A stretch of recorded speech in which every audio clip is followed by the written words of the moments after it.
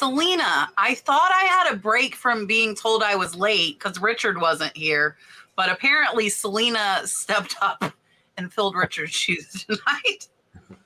So somebody has to give me a hard time if I'm late. I am welcoming all of you. First of all, thank you all for coming. I'm joined by Mikey Bags of Money because Rod and Jess got married in Savannah and they are hanging out there. So Mikey, thank you for filling in. And then we are joined by two lovely gentlemen. Somebody said they're the Wild Boys. All of them are the Wild Boys. Deny it. Both of them have been on before. I have met everybody here on the panel in person except Mikey. So Mikey, we got to meet. Scott is below me, chachingking. Next to him is Leroy Blood Sweat Cell. I'm going to let Mikey introduce himself as well since he's not here all the time and you can tell everybody about you. And yeah. Selena says someone's got to do it. Yeah, somebody's always got to give me a hard time. It's okay. I can handle it. All right, here is Scott to tell you guys a little bit about himself. We'll let everybody introduce themselves, and then we'll get to your questions. So here's Scott. Hi, I'm Scott. Nope, keep talking, buddy. He just hit 20,000 subscribers, guys. Scott just hit 20,000. It was just a little bit over a year ago that Kat helped me get to 1,000, and I hit 20,000 this last week. I'm super excited. So I go by Chachingking on YouTube and on Instagram, and mostly I work on tutorial videos for beginning resellers. Is that enough, Kat? Perfect. Yeah, that's good enough now. All right, here's Leroy. What's going on, guys? I'm Leroy from Blood, Sweat, and Cell. I am a reseller. Born and raised in New England, but I live in South Carolina. I am Blood Sweat Cell on Instagram, Blood Sweat Cell on YouTube. Don't do a lot of videos, do a lot of lives on YouTube. And I sell mainly on eBay, and I sell at flea markets and that kind of stuff. And I do sort of niche down a little bit. I sell tools. Perfect. Here's Mikey. Hey, hello everybody. My name's Mikey Bags of Money. I do about 3 videos a week on reselling, thrifting, going to Goodwill. I also do a live show. And the motto of my channel is buy, sell, eat. I really like to have a good time and just bring people along. I'm so happy to be a part of the show tonight. And I love the reseller community. People are awesome. I'm honored to be here. Thank you, Kat. Hold on. I'm taking a drink, Mikey. All right. Well, you want me to talk some more? I tried to do the Scot. No, I'm done now. Right, now I got hair in my mouth. Okay, I'm coming. I didn't want to be like mid-drink when I brought myself back in. Well, I actually do videos where I'll eat a whole In-N-Out hamburger and talk to you. So have no shame, Kat. Have no shame. Listen, I used to shove my mouth at the beginning of this show when we first started it 3 years ago. It just because of work, when I was a nurse, I would get home right before the show started, minutes, and I would have to eat while we were live because I was so hungry because I didn't get to eat at work all the time. I'm drinking something I should not be, Patty. That's why I was hiding. That's why I'll keep hiding. All right, let's get to the first question. Lawrence Trombley wants to know if any of us have sourced from Wholesale, and do we know of any better sites like this one to source bulk, is what they're asking. I haven't sourced from Wholesale, but I am familiar with it, and I'm thinking about getting rid of excess inventory there. If you follow me at all, you know that because I don't care what I get for it. I just like to get it to people that can use it. And I have some massive quantities of things that I'm thinking about trying Wholesale. But as far as sourcing, I have so much stuff. No.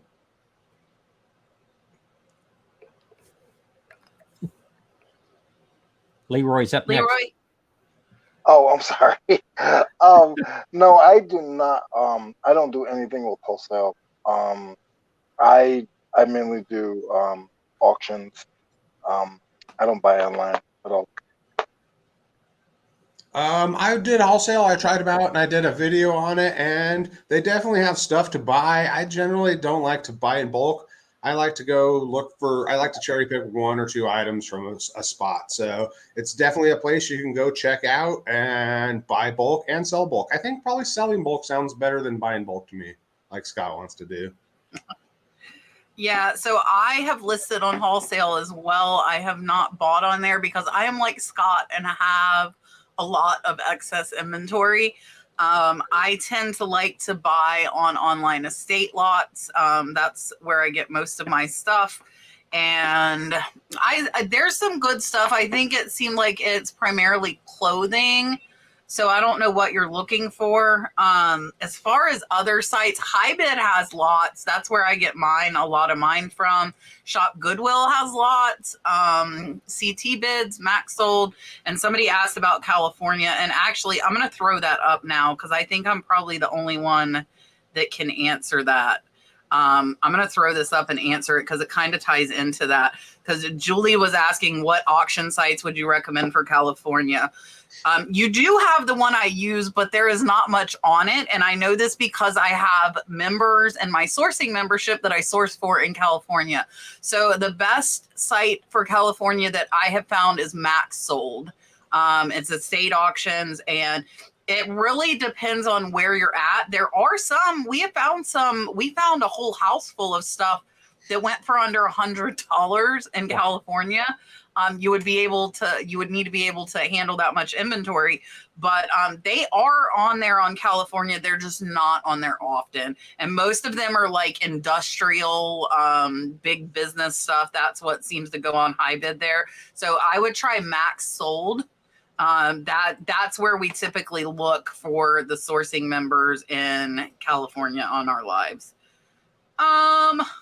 I don't know if anybody knows the answer to this. Diane wants to know, now that Mercari offers bundling for buyers, will it automatically adjust the shipping? I've never used Mercari because I was in the chat on this show one time, and I was told never, ever, ever do business with Mercari, so I haven't. Even though I do. Yeah, I am not on Mercari at all. So that answer I cannot answer. Sorry, guys. Well, I used to post on Mercari and I never took everything down. And after about like last week, after about 3 months of inactivity, I made a sale and actually had the shirt. So that's all I know about Mercari. It's been a good site when I've listed on it. I just haven't been listing on it. Yeah, and I've only had one person bundle since Mercari made the bundles available, and I don't think they increased the shipping. I think it was 3 items that were listed at 12 ounces each, and Mercari put it at a pound. So Mercari actually had the wrong weight on that, and I bet they charged me after the fact, not the customer. It should automatically adjust the shipping, but I don't think it does. Maybe somebody in chat can tell us a little better.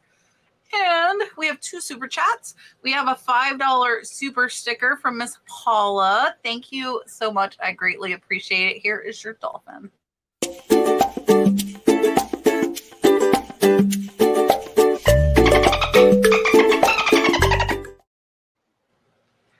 And then we have a $10 super chat from One Way Vintage saying, hello, nice panel. Hello, thank you so much. I greatly, greatly appreciate it. Here is your dolphin.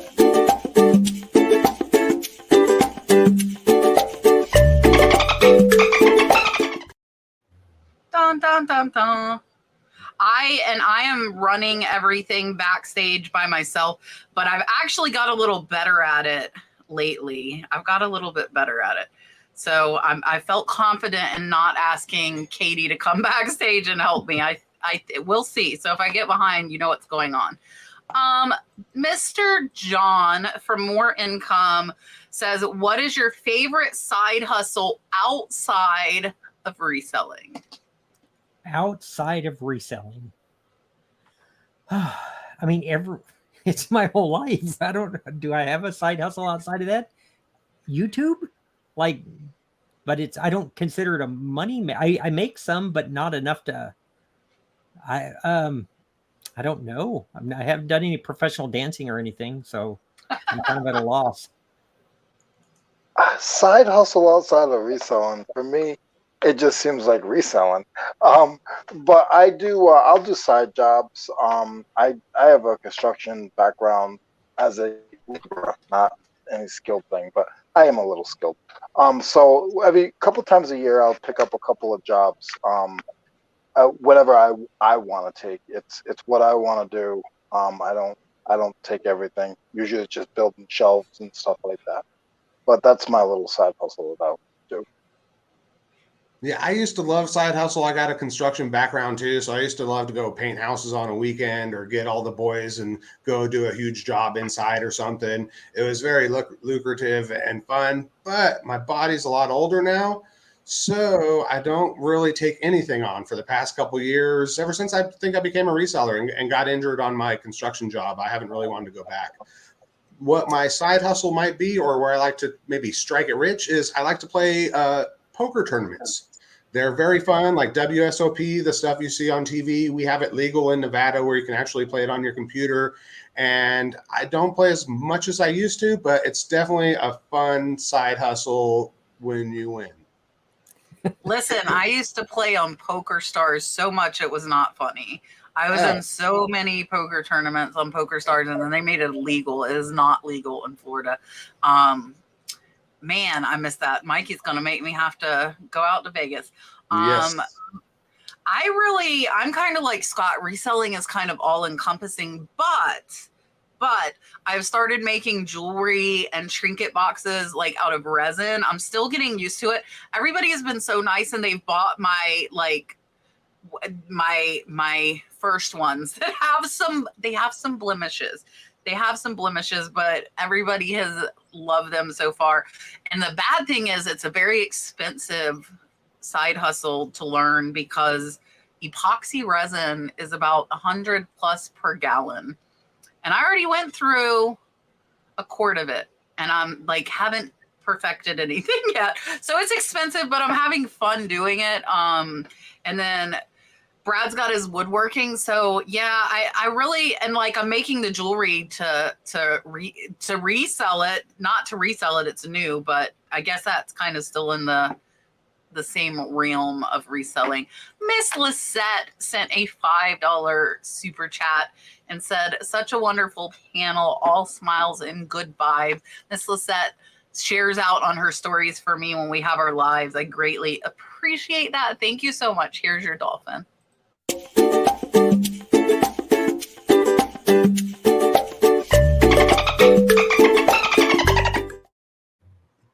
Dun, dun, dun, dun. Thank you, Renee. I appreciate that. Miss Rose said, how do you store breakables, odd-shaped items, and large items? You know, we use a tub system like a lot of people for our clothes and things like that. But I also have some antique furniture, some antique storage cabinets. And so a lot of those kind of things, you know, just like Kat, I'll have something. I have a wall cabinet over here that's in like a 1940s post office with lots of metal cubbies. So a lot of things that are breakable, I will put in there. I just find a home for them. So nothing fancy. Most of the stuff that I sell is smalls. If it is a glassware or something like that, it still pretty much fits in my hand. So it fits in my bins. I'll pat it before I put it in my bins because I have like tools. But I only put about 25 items, and my bins are pretty long. They look like, I can't show you because that's gonna fall. Leroy stuff comes pre-broken. Yeah. But most of it is metal and tools. So for me, that's where my, like, if anything's a little fragile, and then I have a couple of shelves that are dedicated for the larger items. Yeah, I pretty much have some shelving units that I put a lot of the breakables on. They don't really, I mean, they take up a lot of space, breakables. So I try not to have a ton of breakables in my inventory because I don't have a ton of space. But pretty much put them on the shelves. And then once that starts going out, I'll put them in the floors. I'll tuck them here. I'll tuck them there. And yeah, wherever I can put them. I also have a big table where a lot of my big items just fit under there, and I seem to not buy any big items until I sell a big item. I have big items. If you see, Brad just threw them on my floor. Do you see? All in front of the counter. So I bought a big key box, and I bought a big industrial carpet dryer because it sells for several $100s. And I bought an industrial meat slicer, but that one I didn't have him put in here because it's 80 pounds and I can't list it. So I'm like, could you just sit that in the back of the little shed and we'll photograph it where it's at, so we don't have to move it till we have to ship it. Listen, it sells for $1,000 to $3,000, Scott. Like, but I didn't know it was that heavy. It's a nice brand of meat slicer. What? Hobart. Yeah, Hobart. Yeah. So I got that, and then I got tons. Those are mailing tubes.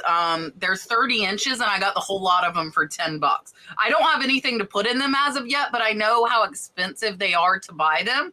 And so when I saw them on an auction I was already going to, I just picked them all up. Leroy, I tried to get 3 giant rolls of paper too, but I got outbid on those. on vintage wrapping paper. Yeah, I wanted, Miss Wanda, I wanted to put your comment up so you're not seeing everyone else, because about 90% of the people watching us are watching on YouTube and you're over on Facebook. So if you open the YouTube app and come to us, then you will see we have over 300 people in the chat, and you can kind of chat with the community.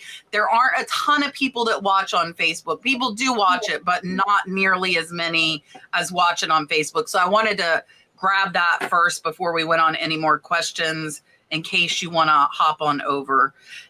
And if anybody knows somewhere I can get that epoxy cheaper, please let me know. I saw somebody say it because I looked and Kat, message me when you get a chance. My landlord does all that kind of stuff with art, so I might be able to tell you.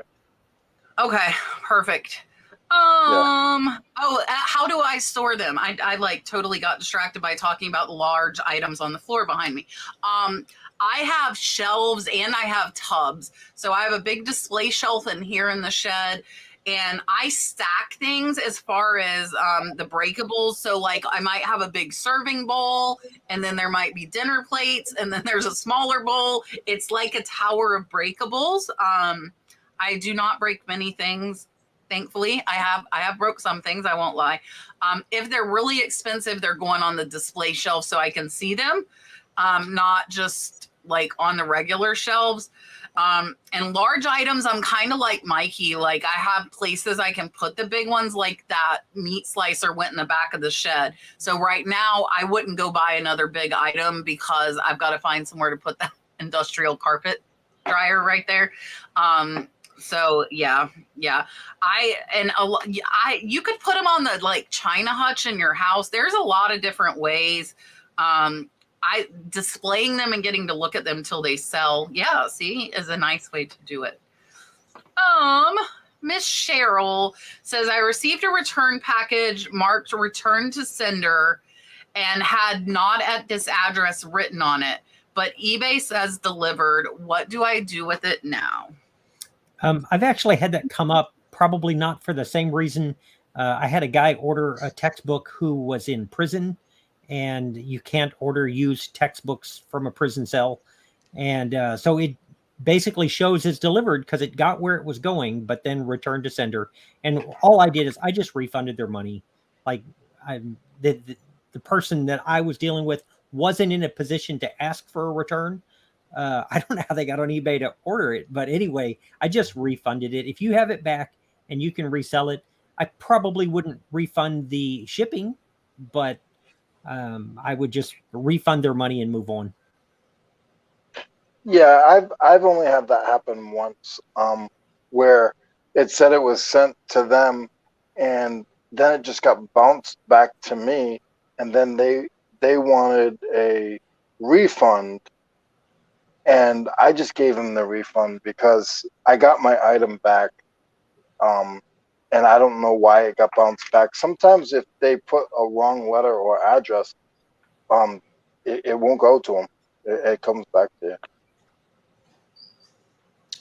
Yeah, and you can try to contact them, or you just can't contact them. And if it's on Poshmark, I think Poshmark just like gives you your money or whatever. So yeah, you can try to contact them, and yeah, definitely try to resell it. That's for sure. Yeah, so I would do what everybody else said. You could just refund them, relist it, and move on. I would not refund their shipping because that was their mistake, but I would refund the cost of the item. Miss CC Fab Flip Lady said, hello, where do you buy your tissue paper? I'll let everybody, if you guys use paper, let's tell Miss CC where we get it, and then I will give her a dolphin. Is I wonder, are you talking about the smaller sheets like 12 by 12? I use that kind of tissue paper all the time to wrap smalls with. I buy the food wraps, the non-waxed food wraps at like Sam's, but other than that, I don't buy a lot of tissue paper. I don't use tissue paper, but I use this styrofoam, this like foam. I actually have a connection, a good friend of mine that works at a furniture store, and then I'll just cut it up or rip it up, and I use this for most of my stuff with shrink wrap. Yeah, I don't really use tissue paper. I gotta say, if I did, I'd probably just run to my local Walmart or buy it on Amazon. I'm a fan of bubble wrap myself. I just bubble wrap it. Yeah, and I actually don't use any tissue paper myself. I use packing paper, which I get 1,000-foot roll of craft paper on Amazon, and it lasts me about a year. And it's 4 foot by 1,000 foot. We just lay it on the floor and rip it off. I am not one of those neat, you get it all cute and tissue paper. I don't have time for that. You don't get cute. You get a sticker thrown in, and that's about it. I am kind of OCD about my whatnot. We do put almost everything in jewelry boxes, which does increase my cost because they're about 50 cents a piece. So if you buy from me on whatnot, that's why you get 2 or 3 or 4 or as many pieces will fit in one box, because I want them to have the protection of the box, but the boxes are so darn expensive. Thank you, Miss Cece. Here is your dollar.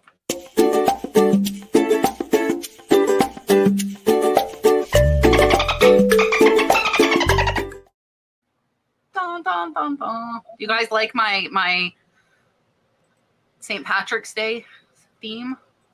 How about that? I do. It's getting close. I wanted to get my nails done St. Patrick's Day, but then it was too, like, I got them done yesterday, and I was like, no, then I'll have to have them for after, so I got spring. I know, that has nothing to do with anything.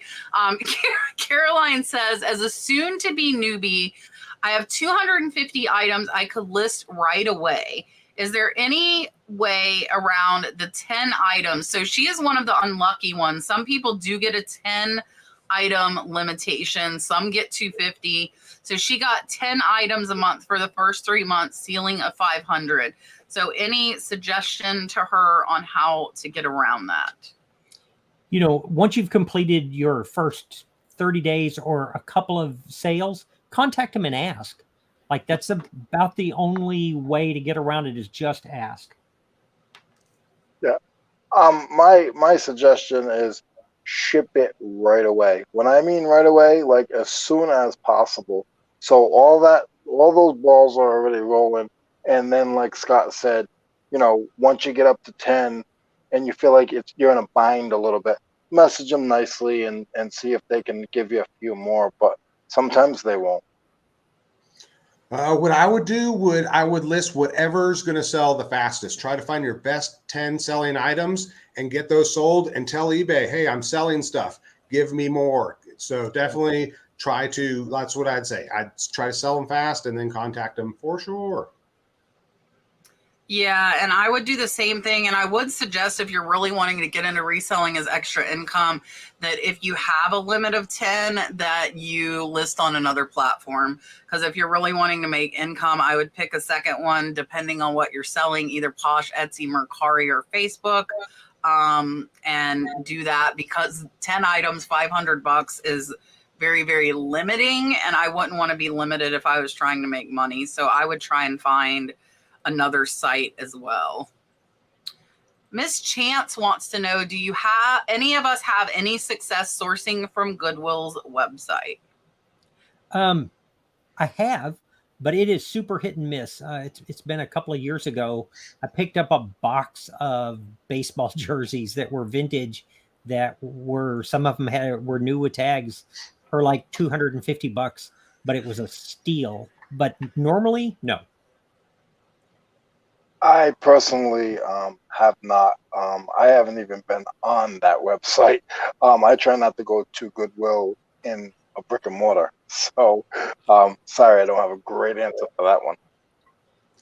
I don't really do the online auction buying sourcing, but definitely some of my friends in town have a lot of success going to the Goodwill site. So I definitely think it's if you order online, it's someplace you should definitely check out. Yeah, and I've had great success on Shop Goodwill. I actually have 2 videos on sourcing from Shop Goodwill. They are older. I haven't made a revised one, but I have had good luck with them, and it's kind of hit or miss, like Scott said. And I also like to jump around where I source, because if I go tell everybody, then here comes everybody, and but by the time I tell you, I'm probably not buying there anymore. I'm buying somewhere else. So I use probably 5 or 6 big auction sites, and I kind of rotate. And I typically buy big. Like, I just got 50 pounds of estate jewelry shipped to me from up north. That was not off Shop Goodwill. It was off of High Bid. So when I buy big. So I might source for a week, and then I don't source at all for a month, because I buy so much when I do buy. Let's see. Oh, I'm echoing a little bit. Sherry wants to know, what are our views on eBay online trending prices? I'm assuming she means like when they suggest to us what we should price our item at. I don't know what they base it on, but I can tell you that I can't remember the last time that I looked at it and thought, oh, that's reasonable. It's either like ridiculously low or it's ridiculously low. I don't ever use it. For the category I'm in, I actually use it a lot. It's usually pretty accurate to where I want to be. So I do use it. Yeah, I'm on team. It's not even close most of the time. I don't know where they get the number, where they average it out, but I usually just do my own research for sure. Yeah, and I would say definitely always do your research. I have noticed in some categories it is. It's probably 50-50 on the stuff that I list. So some of it is pretty spot on, and others it says $20 and it's a $200 item. So I really would not give much merit to that at all. Miss Lala says, I started my YouTube channel. Her question to us is, how do you video when you're thrifting or at yard sales? Do you use your cell phone or do you use something else? I have a GoPro that I can wear when I'm outside, but I have the GoPro 9 Black. It is worthless indoors, in my opinion. So inside, my phone, I have a Samsung S22. Does that sound like a number? That's a new one. That I have 21. 22 is the newest, I think. Okay. It does really well inside. The reality of it is, for me, my thrifting videos don't do very well. It's like nobody cares what you're buying. Just tell us what to do. So, Me personally, I don't do any of those kind of pre-recorded videos. I do not have a GoPro. I hear stuff how it's a little difficult to upload. If I do small videos for TikTok or Instagram, it's on my phone. Most of my stuff is shot from my iPhone. I have a little plug-in that I usually use for a microphone to make the sound a little bit better. And lately I've been experimenting with the GoPro, because with the GoPro, it's so nice to just leave it on and capture everything. Kind of with the phone, you have to be thoughtful of what you're shooting and you have to hold your hand up. So if you could start from the GoPro and get the sound nice, GoPro's great for sure. Yeah, so Scott, the 10 is pretty decent inside, I will tell you. So I use a GoPro 10. The 11 is out, so I bet the 11's even better. But I typically, with the GoPro, my my cycle has been I skip a model. So that means I'll get the 12 whenever the 12 comes out. I wear a crossbody purse. I wear a strap and I clip it right on my chest. So I'm wearing crossbody purse, clip it. I do use my phone sometimes. And I know like Tiffany Thrifting Vegas and Danny, the niche lady, they both film with their phones. So you can definitely do it with your phone. I prefer the GoPro because then I have both hands. Like if it's clipped on, I have both hands. I can grab stuff. I can look at it. So I prefer it, but I have used the phone if I'm in a situation where I just don't have the GoPro. And like I said, the 10 does pretty decent inside. I remember Julian being surprised that the 10 was so good and he had the 9, like as far as like the inside of it. But yeah. Pear Tree Finds wants to know what storage bins we use. You're like for inventory, I use the Sterilite 64 quart with the top with the snap. Those. I'm like, what's going on? Everybody's moving. Are you all done, Scott? I'm done. Yeah. So I was fortunate. Before I moved to South Carolina, I found a company that bought and sold like businesses, and they would get bins and they would get shelving. So I got my shelving there. I got my bins there, and I actually use these, which I like a lot. They're a decent size. They're not that tall, and I can put like I have 5 shelves, if you can see behind me. I have like 5 shelves, and I got little boxes in front, and then I have those behind them. That's what I like to use. I think when I bought them, I paid $4 a piece. They were used. I had to clean some of them up. But always look around. Some of these old businesses and old pharmacies and stuff, you can get stuff from there that the quality is a little bit better than some of the bins for longevity as well. Yeah, and for my storage right now, I'm pretty much Costco'd out. I got the nice racks from Costco. I had to get these when I was injured. My family came over and helped me put them all up. And I use clear totes from Costco. They're not too big because I don't want them too heavy when I'm pulling them off. And yeah, clear totes, wire racks. So I use whatever's cheap or whatever's cute. So I bought a ton of purple flowery Bankers boxes because I wanted to feel better, and it works. So the shed is full of purple flowery Bankers boxes. Other than that, whatever I can get cheap.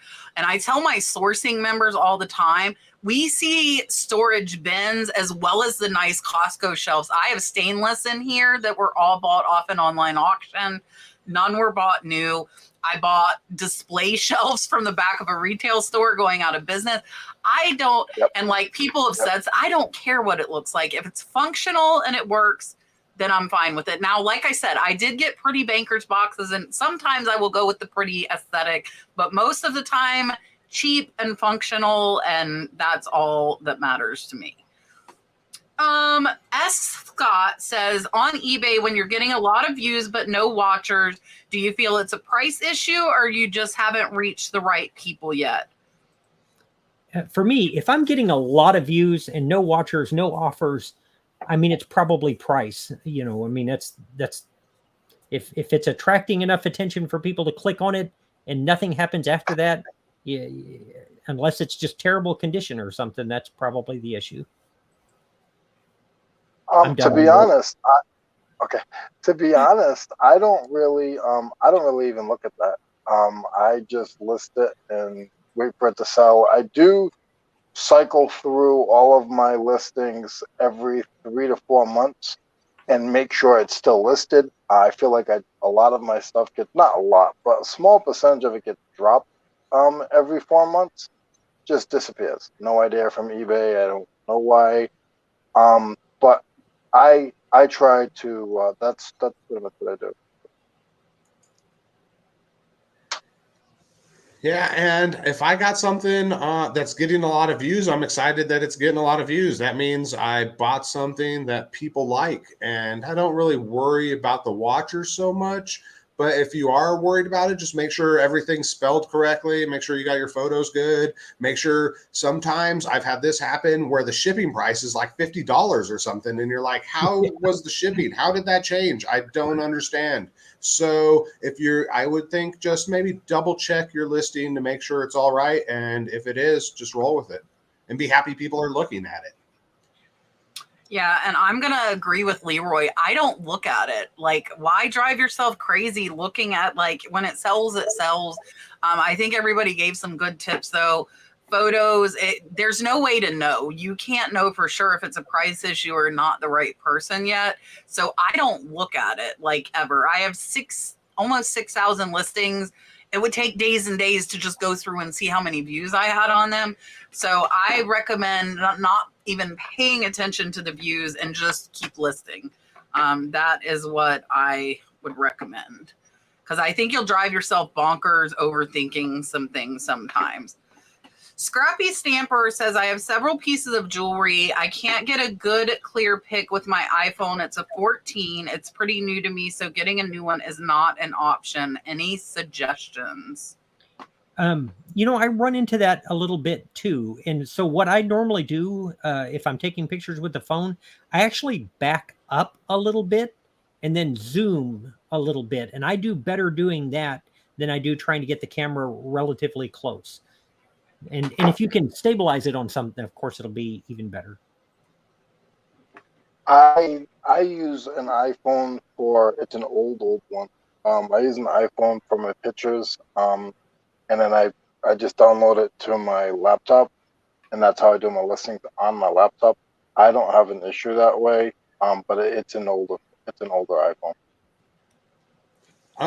I use an iPhone to do all my photos, and Scott nailed it. You just go back a little bit, and then if you zoom in somehow, for some reason, it gets it a lot better and clearer. So use the zoom.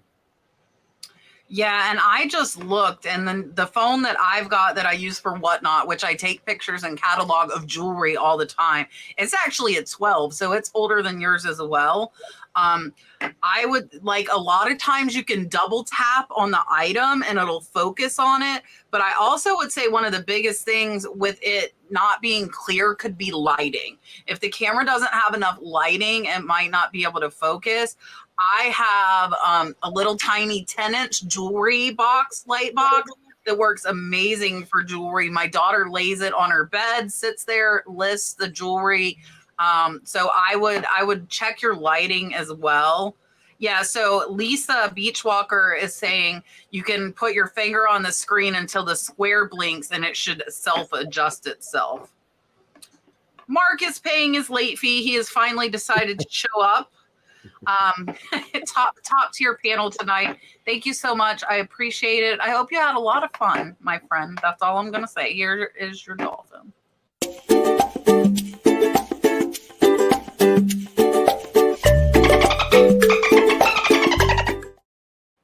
Dun, dun, dun, dun. All right, let's see what's next. That I already did. All right, Kat. Does anybody know if Cherish is worth listing on? No experience. Yeah, I never even heard of it. Nope. I couldn't tell you anything about Cherish myself. I have never sold on Cherish, but I think Danny, the niche lady, does. And a couple of my subscribers have. They like it. I think for higher end decor items, it could be worth it.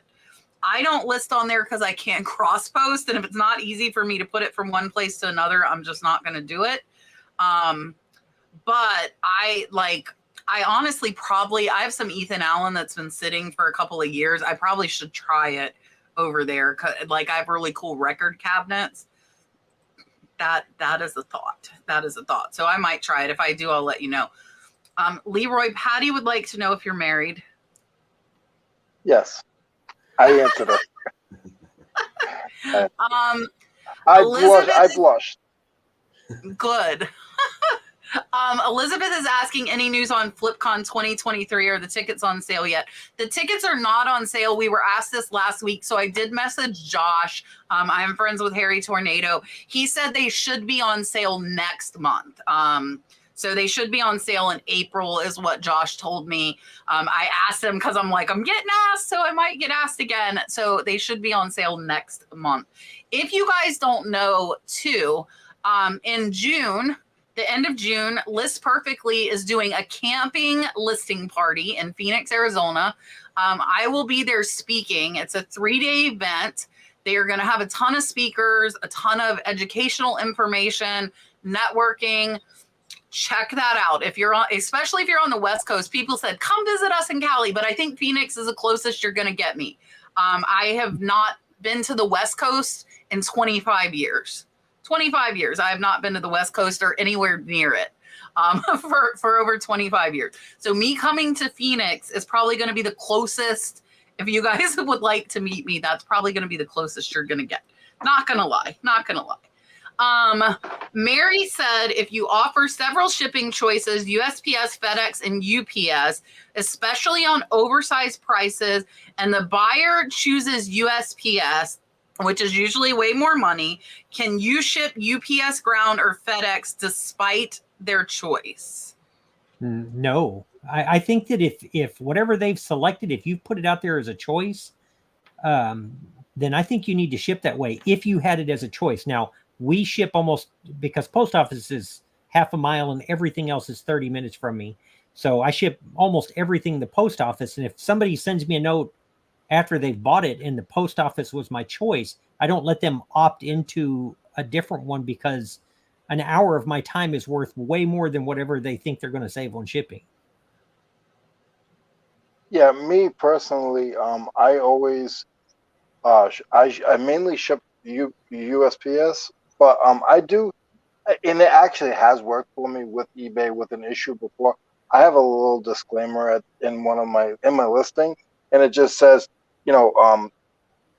I may have to ship your item FedEx or UPS, depending on cost. It's actually got me out of trouble before. Not saying that works for everyone, but I I use whatever is closer, and I don't have much of a problem. I don't do a lot of big items. A lot of my items, 90% of my items are first class. Yeah, I've never had a problem usually when they select it, and then if I ship something else. But if I have anything really big now, I make sure to make it's only UPS or FedEx, so it doesn't go from the post office, because a couple of times things, and I always try to exclude Hawaii and Alaska, because sometimes they order a big thing and the cost is just wonky and you can only deliver it through the post office.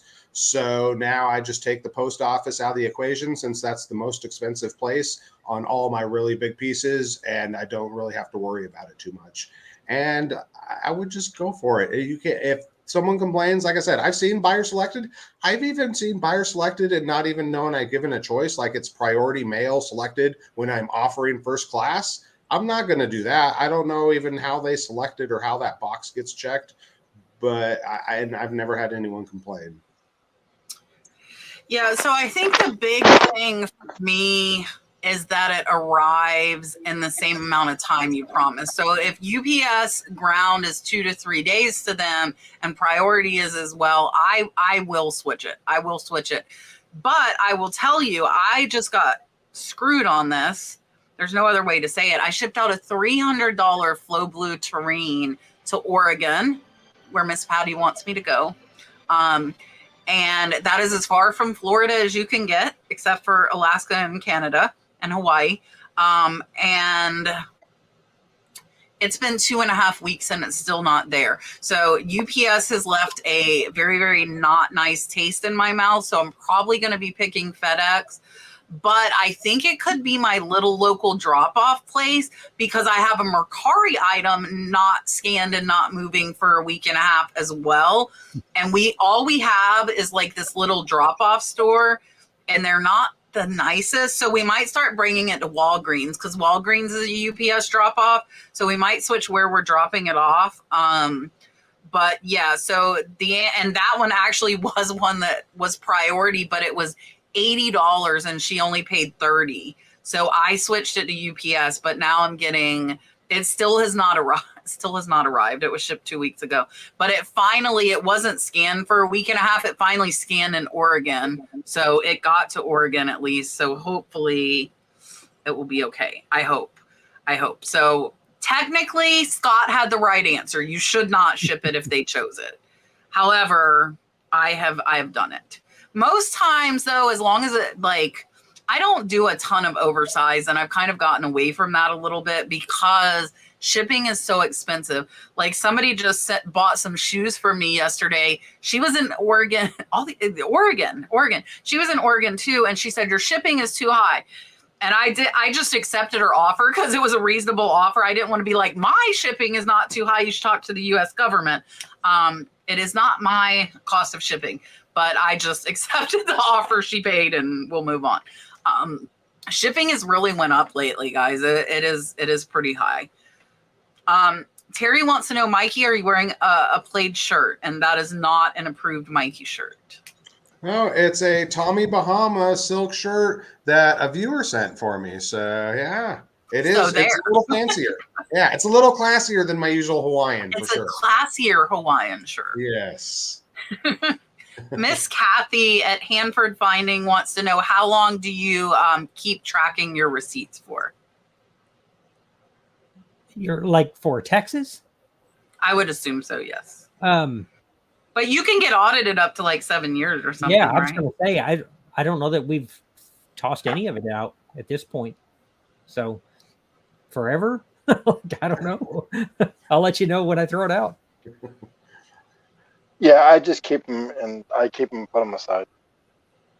Yeah, for sure. They're in boxes and stuff like that. So yeah, they're forever, I guess. Yeah, that's the answer. Scott nailed it. I don't keep any of them. That's my answer. And that's because I go to thrift stores and I typically record, so I can tell the IRS to go look at my 900 videos on YouTube and you can see exactly what I bought and what I paid for it.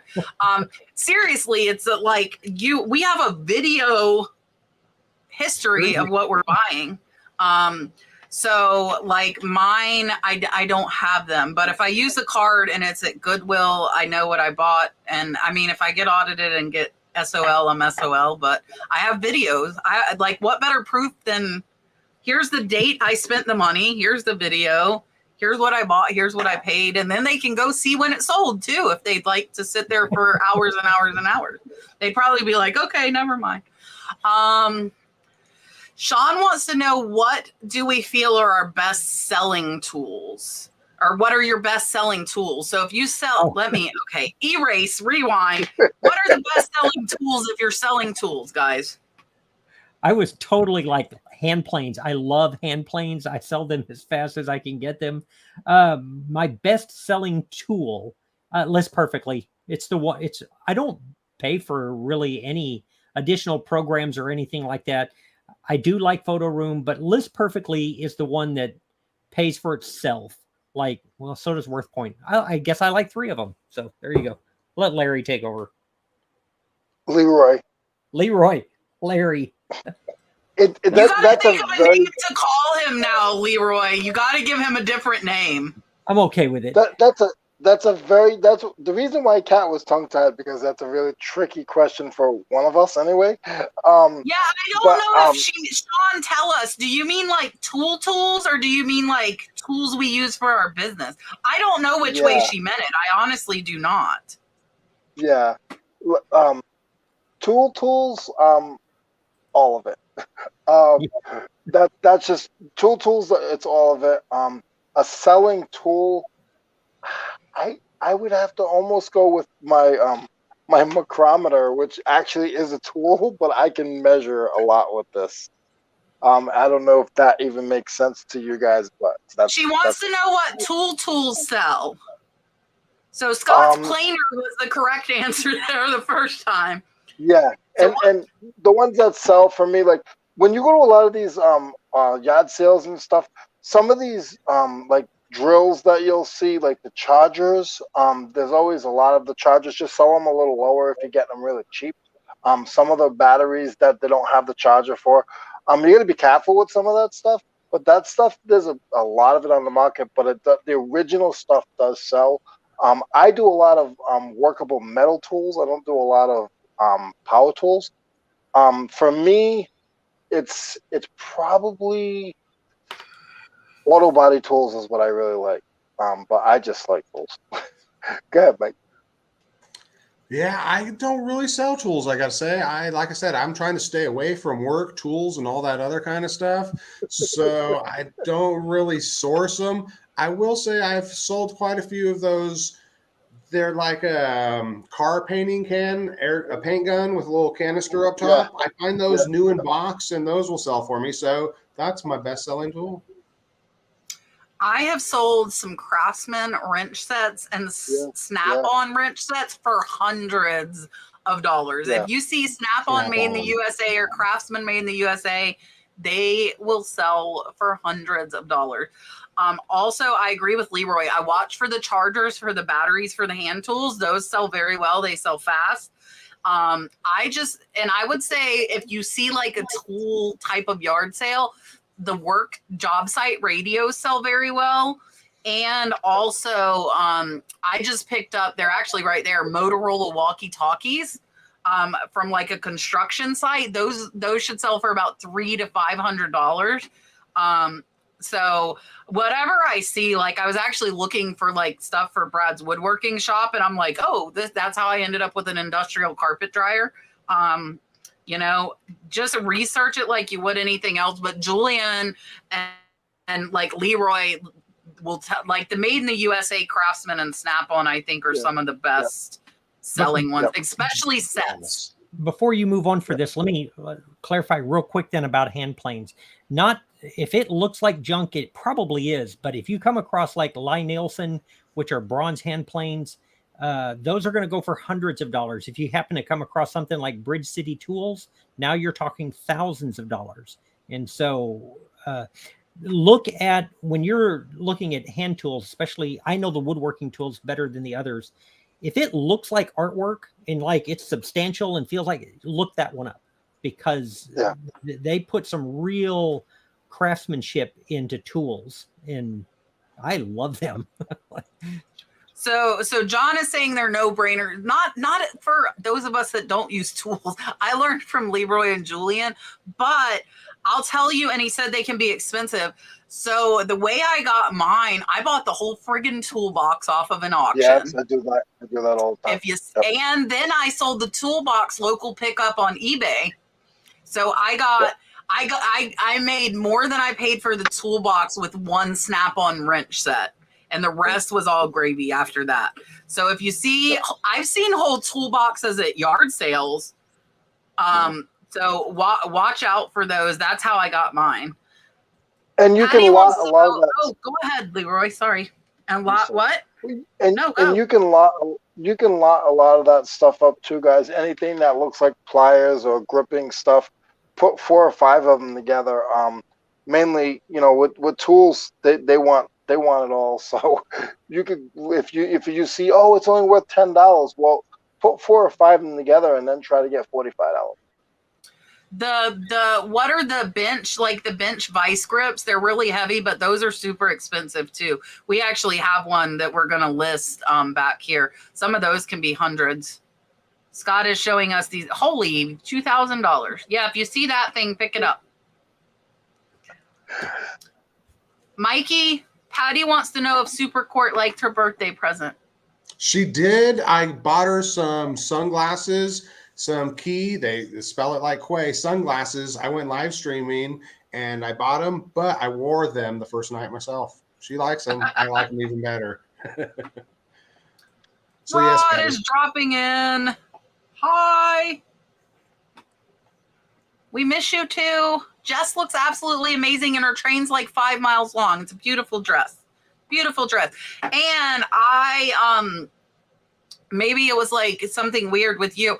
I am going to Savannah in 3 weeks now. I'm going to Savannah, Georgia. I'm going to stay on Tybee Island, though, where me and Brad got married, because Dalton's favorite YouTuber is doing a tour. Help me, maybe. So we are going to watch a live kids show. It cost me a lot of money, but he will not have that opportunity again. I convinced Brooke to come by buying a hotel room on the beach. She's not coming with us to the show. She's just coming for the hotel room on the beach. But we are going to go to Savannah in 3 weeks because it's actually his last weekend before the soccer games start. And then we have soccer games every Saturday. So we're going on April Fool's Day to Savannah, Georgia. Brad is not coming. So congrats again to Rod and Jess.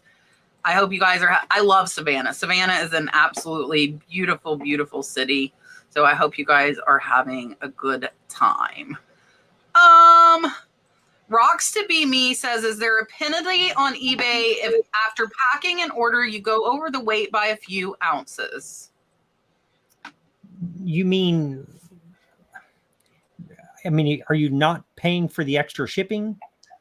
For the most part, like when explain how it works, Scott. I think explain like you put your weight, but then when you go to ship it, what do you do? Okay, so let's say that I sell this, and when I make my listing, I think this is going to be 8 ounces. And then when I pack it up, it comes to 12 ounces or 15. I'm going to pay for the 15 ounces. eBay doesn't care. The only time that would come into play is if you get way over and it's international shipping, and it's going to cost more to ship that way. But for the most part, you're going to pay whatever the weight is once it's packed up anyway. A lot of people say. Go ahead. Oh no, go ahead, Leroy. A lot of people say what I do is probably they don't like what I do, but when I do my pictures, this tag, it's just a little skew, and I have the number what bin it's in, and then I have the ounces. I always put that, and that's in the first picture, and it's also on the package itself. So when I do my listing, if it's 10 ounces, I'll put 11 ounces to go for the label and the bag. You always have to make sure that you put a little bit more for your shipping materials and your shipping supplies, and I feel that's what you're trying to get at. I try my hardest not to say that it's one thing that it's not. One of my postal ladies is a little strict, and she'll call me out on it, so I don't mess with her. I don't know if eBay penalizes you, but I do know that you will get charged for it if you look in your little spreadsheet. I don't know what they call it, but eBay will show you that you been charged by the UPS for underweight, and sometimes they pay you back too. It doesn't happen very often, but sometimes they'll even give you some money if you overweight it. So if you probably did it consistently, I'm sure eBay might take action, but for the most part, I don't think eBay is worried about it. Just the post office is. Yeah, and I would agree. Just make sure you change it. If not, the biggest issue you're going to have is if you put it as 12 ounces and it comes up to 17 or over a pound, your buyer could have to pay for priority shipping because it weighed too much for first class, or the item could get sent back to you. So when you change class levels, which means you go over a pound, then I've had them ship back, and then I've also had it where the buyer has to pay for it. I had to pay for it, something I bought because somebody put something in a regular box and bought a flat rate label. So I had to pay $17 to get my package when it arrived. So be very, very careful about that. Let's see. Can you tell Miss Jeannie Scott where the 1099 is? She's asking if it's on the computer or mailed. It's not mailed like USPS, but they will email it to you, and it's available on the site. It'll be in the seller tools, and it'll have a big banner at the top that says your 1099 is ready. Yeah, I got mine and mailed to I me. think it came in the mail too, though, didn't it? Yeah, it did for me. Did you? And it may have. I don't. Yeah. I just see the banner. Yeah. Yeah, I see the banner too. Yeah. Miss Patricia says, how do you fill in item specifics? eBay says to get top rated plus fill in more. I don't think that's one of the metrics. I don't think that's a metric for top rated plus. Half of them don't apply to what I'm selling. So would you put NA or you just ignore it? No, Patricia, listen, you fill in the ones that apply to yours and move on with your life. Like if it's required, you got to put something there. But I do not spend my time poring over those things, trying to figure out what in the world they were thinking. I feel that I don't know what happened with eBay. I feel like it's gotten a lot better with the item specifics. I know certain items I used to have to put like 5 or 6 different specifics, and now it's asking me for like 2, and they're simple. It's like, what color is it? And then it's also giving me recommended item specifics now, which this just happened like maybe like a month and a half ago. Is this happening to anybody else, or is that just me? No, I have it where it has like a couple boxes where you can click it and then it sends it down. Yeah. They've gotten better at pulling from the title. Like their algorithm has gotten better from yanking that out of your title. I ignore if it's required and it doesn't apply. I would put NA. If it is recommended, I absolutely ignore it.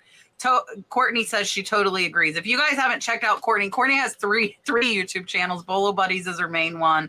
I think she has Sourcing with Bolo Buddies and something else. I don't remember. I'm sorry, Courtney. I do not remember. Pixie Picker wants to know, Mikey, where are you? Las Vegas, Nevada. There's so many people in that. See, here's the thing. Okay, and we were talking about poker. So I'll play poker online, but I've never played poker in person. My eyeballs, I think, would give me away. These light blue, like, they just would give me away. But I love playing blackjack. I saw somebody else in the chat said they like black. I am like a math, numbers, probabilities. I like blackjack. I like blackjack in person. They have some movie. I don't know what it's on, but it's about a guy who figured out how to win the lottery and he takes advantage of it. And there's other groups that do it based on a true story. I wish I could tell you more. It's very good. It's numbers and all that stuff. We should form a panel and figure that out. That's what I think. Yeah. Miss Sherry wants to know how you ship heavy or big items. It depends upon the item. I mean, I hate to say that. It seems like a cop-out of an answer, but if it's artwork that's large, I like the TV boxes from Home Depot because I got the corners in there that protect it. If it's just heavy, I'll put it in a box and take it. For me, UPS is the only one that's even close enough to get to. So I don't have a better answer than that. If it's heavy, fragile, sometimes I'll come across some bigger stuff, but I try not to. But I have some big motors, like 3-phase motors that are like really big. And I'll sacrifice one of my bins. Like I use like the Dollar General bins, like that type of bin, not those bins, that type of bin. And I'll sacrifice one because I paid $4 or $5 for it. And it's going to take me more time than anything to go to Home Depot. It's a little bit more weight, but when you're talking 50, 60 pounds, you know, it's already up there. So that extra 3 or 4 pounds is just going to make it safer, and it is what it is. So if I have to bulk it up and spend a little bit more money on the shipping item, I'm going to do it because I want to make sure my item gets there safe. Yeah, and I pretty much just always ship all my big items UPS. I box them up really good. If it's a really heavy item, I'm going to make sure the bottom's not going to break out, so I'll probably throw some extra tape on there and stuff. Once in a while, I'll put on the heavy sticker, but I never sell any. I think the heavy sticker is like 35 pounds. I rarely go that big, and I'm not trying to too much. Yeah, so when I did furniture, and I still have a few furniture pieces here that are listed for sale, I used U-Ship for freight. I think Katrina put that down in the chat. I have a video on U-Ship, but once U-Ship, the prices is like tripled because of gas prices when they increased. I stopped really looking at furniture and bigger items, and the same thing with now shipping going up. But so like the furniture stuff, I would do U-Ship. They come, they pick it up. Like that giant, I hope that handle folds down. I hope Do you see the handle sticking up? That I will just put it in a box. Like that thing's durable. It's a work site dryer. I'll just put it in a box and ship it off. The meat slicer I'm hoping to sell in person because it's close to 100 pounds. But if not, then I probably will do freight with that because I would want it handled because it's so expensive. And I might do free shipping if I price it high enough because I only paid $300 for it and they can go up to like $2,500, $3,000. I still haven't looked at my model number. Brad just got out of the truck today. But I know no matter what model, it'll go for at least $1,000. So I had plenty of room. But yeah. Courtney said she just hit 30,000. Congrats. Scott just hit 20. Courtney just hit 30. I just hit 60 a couple weeks ago. We're all hitting milestones. Yay. I'm almost at 7,000 on my new channel, on my baby channel. Almost at 7. Miss Valerie wants to know if you have more than one of an item, do you list them separately? It depends upon what it is. Like my mop pads, I have like thousands of them, and I'll normally, that's not one that people are buying out of a sense of urgency. But if I had, say, I do with some of the vintage sweatshirts that I picked up, if I've got like 100 of them, I wouldn't make a listing with 100 of them. I might put 2 or 3 in there and let those sell and then list 2 or 3 more. So depends upon what the item is. Yeah, same thing for me. If I have stuff that's duplicate, I'll do like 5 listings with one color background and then 5 listings with another color background, just to change it up a little bit. And I'll even change the price. But mainly I'm listing it all single. That's just what I do. Yeah, I usually will list a single if it's the same item, unless I have like a bunch of them. Then I will do maybe a couple listings, like you guys said, experiment them with a little bit, maybe change the price of one, maybe have one free shipping, one not free shipping, and see which one is biting. Play around with it. Yeah, because you got plenty of them to do it, and with only one listing, you only have one listing. So at least with the 2 listings, you have twice the chance of someone popping on it. The beauty of listing multiple items is that you only have to do it once, and you don't have to do it any more times. Yeah, so it depends. We had some vintage cheese graters today that were the exact same model, and we put them together because I think they'll only be about $10 each. So I lotted them up. If you gotta if you're gonna list them like as a quantity, make sure they're in the exact same condition. Like those have different marks in different places. So if I was going to list them individually, I would need to make 2 listings, not like a quantity of 2, because the actual like quality of them is not the same. So just be wary of that. And when it comes to dishes, my line is $15. If it's worth less than $15, I'll lot it up in 2 or 4. If it's worth more, I typically will list it individually. Yes, Dominic, my good friend Primetime Treasure Hunter, also just hit 50,000. So there are like milestones all over the place. Hi, Fart Jack. Also, Cheryl said I have to say hi to LV Vintage, who is her favorite high bid auctioneer, and Cheryl told her about me, and she's in the chat. So now I forgot your name. I'm like horrible. Oh, it's Lacey. Hi, Lacey. Sorry, Lacey. I'm controlling everything behind the scenes by myself tonight, which is a little more than I normally do, but I think I'm on it. I think I've got it. Charlene wants to know, is it possible to resell without a store, just auction? Yes. Like having a store doesn't, as far as I can tell, does absolutely nothing to drive business to your eBay store. So unless you're doing a sale because you have a store, that would be the only advantage. I put out a whole video about when is it time to get a store, like to pay for one. But as far as if you're starting out, you got 250 listings to work with, and you can sell a lot of stuff without a store. Yeah, what I did was once I started getting higher than what a store would have cost me, then I jumped on and got a store. So it was like I would sell Even if it was like just $10 over, it was still not worth it for me to get a store yet. Because I got the bigger store. So, but now I'm above that. So that's the way I had it. Yeah, and if we're talking about possible to sell without an eBay store, an eBay store really just gives you a couple more options, but you can list on other sites, Poshmark, Mercari, all those sites. You don't need a store. It kind of already sets it up for you. So it's possible to resell with anything. All you have to do is have an item and a voice and a way to get it out to your buyer, pretty much.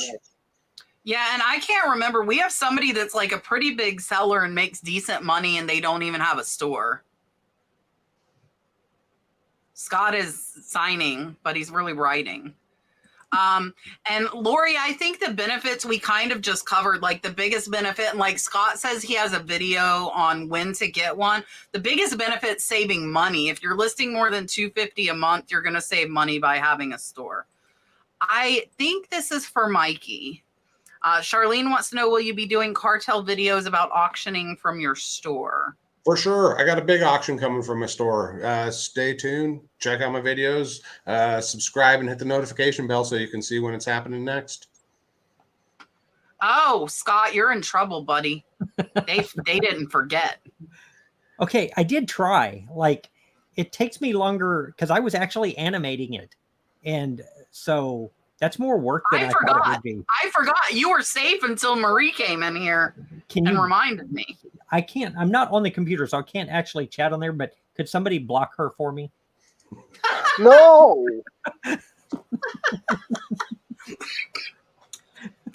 You're going to make me choke. Lala sent a $1.99 super sticker. Thank you so much. Here's your dolphin.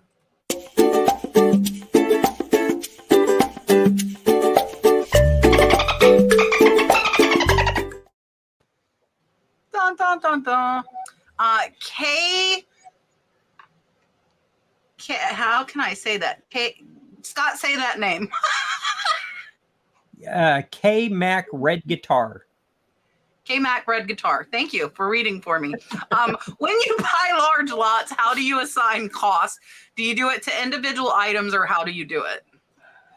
This sounds like a CPA question. For me, I do total cost, and you can come up with an average price on it. I don't try to do individual prices on my stuff because I buy like a storage locker. And so it's not even possible to go in there and say, there's 5,000 items.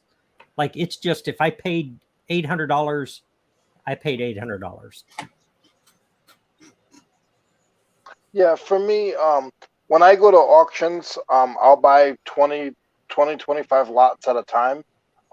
So if I spent $600, I'll just times it by the 25 tickets or the 25 lots that I bought, and I'll just say, okay, I spent, $20 on that box. But when it comes to the flea market, when I source from the flea market, what I do is I will, again, if I spent $200 and I bought 20 items, I just times it by that. I just do easy math that way.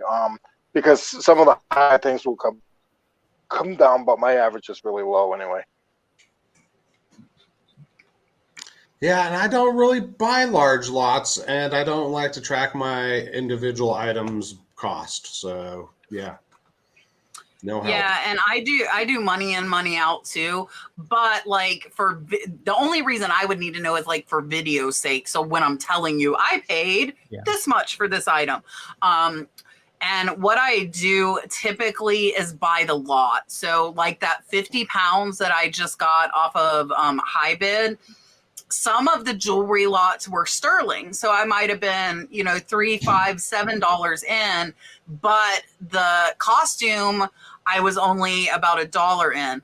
But I even go further than that, and I pull out what I'm not going to sell. So if you watch me on Whatnot, I think we sold 3 5-pound craft bags. So 15 pounds of that jewelry was gone, just because either it was missing a stone, it was just not like my style of what I like to sell, whatever reason. And sometimes I ran like people, I can't explain how I decide what goes in there. It depends on my mood. So 15 pounds of it was gone fast. And actually everything from that 50 pounds has already sold jewelry wise. I already sold it in 2 whatnots. It was about 200 items. So I'll assign it in my head to that lot. So if I got 50 pieces, it was $50. I'm like, okay, I'm $1 in each on these, but on the sterling, I'm 5 in. And that's just in my head, because for accounting purposes, I just need to know how much I spent and how much I made. So I don't, and I will say though, on a lot of auctions, I'll buy big lots and then I'll buy big ticket items. So I wouldn't want to put the $1,000 for a big ticket item over the cost of 50 other smaller items. At least, like I said, it's all only in my head though, because it doesn't matter, because for accounting purposes, it's money in, money out. But I wouldn't want to distribute $1,000 item across, lower cost items. That makes sense. I don't know if any of us know the answer to this. I'm interested to see. Nancy wants to know, does donating to charity help your listings get seen? So I think she means like on eBay, you can choose donate to charity. She said, I wish we could donate 5, but 10% is the minimum. I would love to donate it all, but realistically, what are your thoughts? I imagine at some level, it probably helps it get seen because it says at the top that it is going to charity. My issue with the charity, like I have one right now that I've donated to them before, the Tundra Women's Coalition. It's a long story, but I picked up some artwork, some folk art from an Alaskan native, and his grandson said that would be a great donation, but it's not a choice. So, for me, it's just very limiting to pick through what eBay has, and I'm donating 100% anyway, but it probably helps at some level. But think about how you shop. How often do you go out and you're going to buy something, but you're only going to buy from somebody that's doing it, that's for a charity, or do you pick the one that has the right price and item for you? So Yeah, I personally don't. I give it other ways, but I don't give through eBay. So I don't have an answer for that one, guys. Yeah, and I don't know if the listing does actually get seen more, but I think it'd be a great experiment for someone to do, and see if you're getting more views on the charity listing. And technically, if you raised your prices by whatever percent to cover it, then you're just making money and making stuff to charity. So it's a win-win. I'm not going to test it, but if someone will, please report back. Yeah, so I watched a video and we had somebody on that said doing charity on eBay, like donating it on there, creates an accounting nightmare because eBay won't show you donated it to charity. So you actually lose the money. You don't have proof that it's donated. And they said it was absolute hell. So I would recommend... I would recommend get your money, make your profits, write a check yourself for that charity, because I heard it was very, very complicated accounting wise to do that via eBay. So just beware as far as accounting. It could be very difficult. Like my accountant told me same thing, like we raised all the money for the soccer. So we put it as advertising, because we get our name on the kids' jersey. So we put it as advertising rather than a donation to the kids, because same thing. He said it would be like absolute nightmare as far as accounting purposes. Rocks to be me. How do you add a video from your phone to your listing on eBay? There is no way that I am aware of. I think you have to be on the computer. Does anybody know of a way on a phone? I don't think you can. I don't think so. No, I just use the option to the computer. Okay. Simona says, what does it mean when tracking stops along the way in red? No movement since February 25th. Customer states package not received. I sent it. Simona, if you're still in here, I would like to know if you sent it with UPS via pirate ship or if you sent it with USPS. If you could tell us, I'll try and watch the chat. Everybody can answer as far as like what you think that could mean. Well, if it's past the date that it was supposed to be there, eBay may force your hand. They're going to send you a note that says you have to respond by such and such a date, and if it's not there, you're going to end up refunding it. So you're going to end up getting your hand forced regardless of where the package is. But it doesn't happen a lot. It sucks when it does, though. I don't have a good answer. Yeah, I'm in the same boat as Scott. I really feel like for me it doesn't happen at all. And is USPS it depends on your post office, but mine will do another check for me and see, it has it not been scanned somewhere that it's not showing on eBay. Because I go there all the time, so they will spend a little bit of time and try themselves on their computers to track my item, but that doesn't happen a lot. Yeah, sometimes if that happens to me, I'll go fill out the form at the USPS, and then I've had success with that. After a couple days, sometimes it will move and you'll get a tracking updated, and sometimes you don't. So that's why I go fill out that form if you can, and tell your buyer, message them that you're in contact with the post office. You're trying to find their stuff. Hold on, this happens sometimes. You're doing the best you can. Please be patient. So definitely be in contact with them.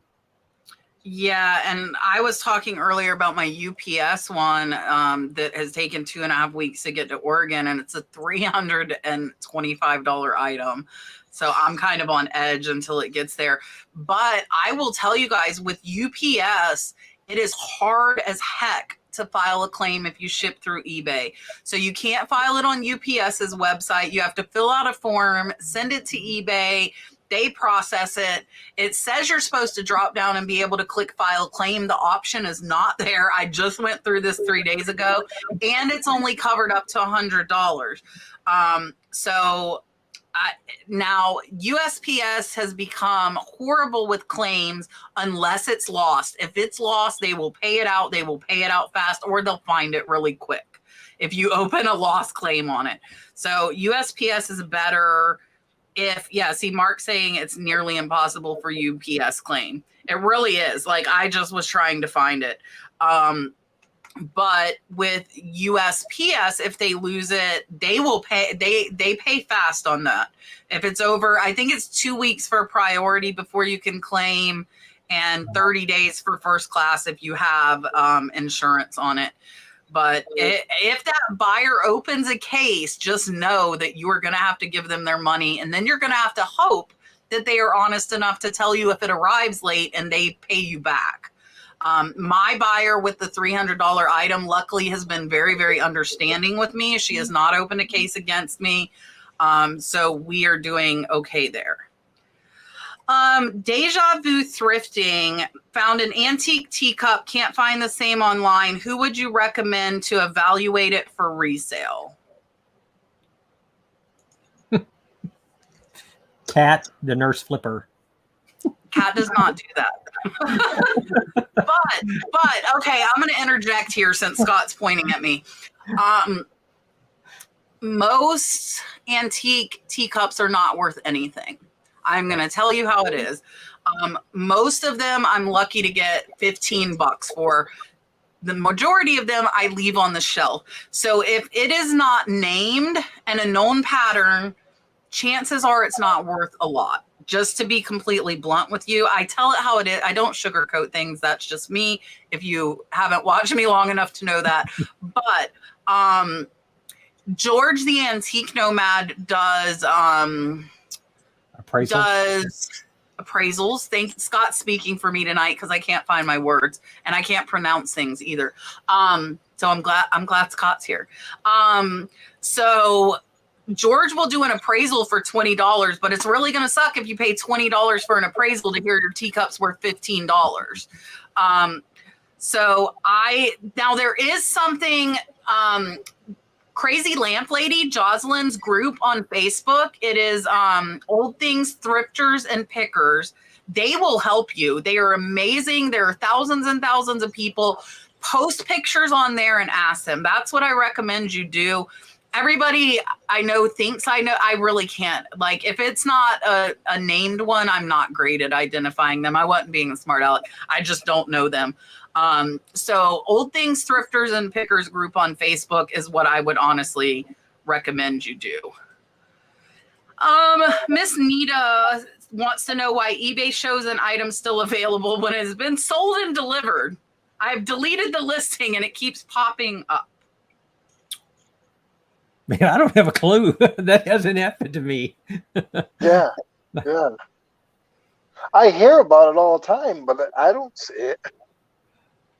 Yeah. If it keeps popping up, I would price it outrageous in case someone tries to buy it. That's the only defense I could think of. $5,000, and if it sells, you better go find one. Yes. I have it happen occasionally. It's been happening on Poshmark too, that I know that I pulled the listing and then it's back. So I don't know what's going on. I would delete it, or Mikey had a great idea of pricing it absolutely ridiculous just in case it does get relisted. But it happens, not a ton, but it definitely does happen.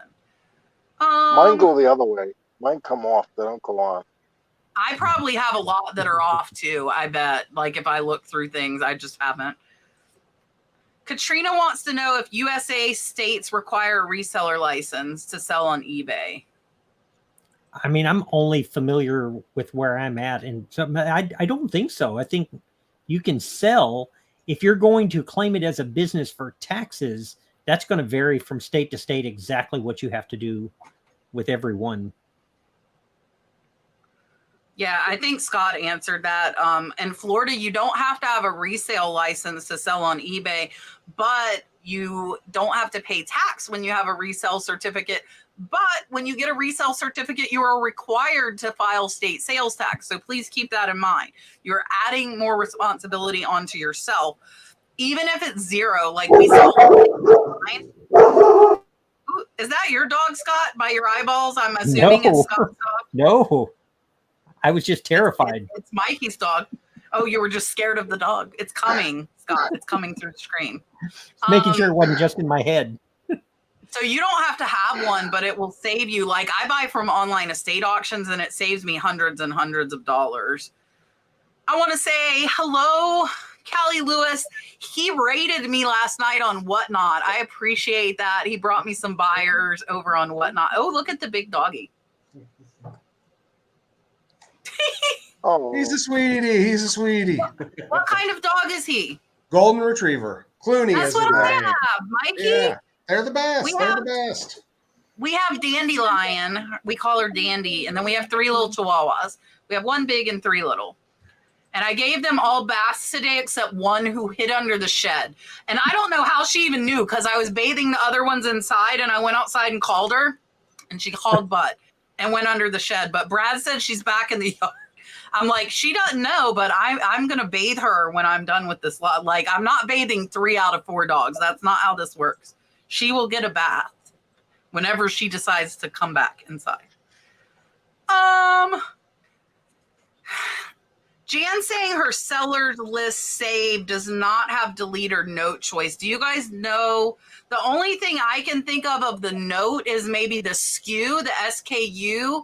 And in that case, you can customize the headings on your seller hub, and you might not have it there, but you should have a delete option. Scott, any thoughts? Sometimes I've had to go in through my list and not on the individual item. I've had trouble doing that too, where I'm trying to take something down and I have to go back through the seller hub and then open my active listings.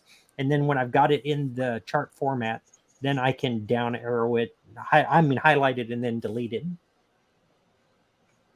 yeah, I actually do that every morning. I go in, I grab a bin, and I see what usually it's only like 4 or 5 of them that are still in the bin at that time, and I'll go in the bin. I'll see what's there. I'll end it. Sometimes when I go into the SKU, I can't find it by the number, by my custom SKU, but then I'll have to go like there's so many other options. So you can go seller, you can go the item name, and I'll go in and I'll check a couple of them to make sure that it's not still up somewhere. Yeah, and I've got no answer.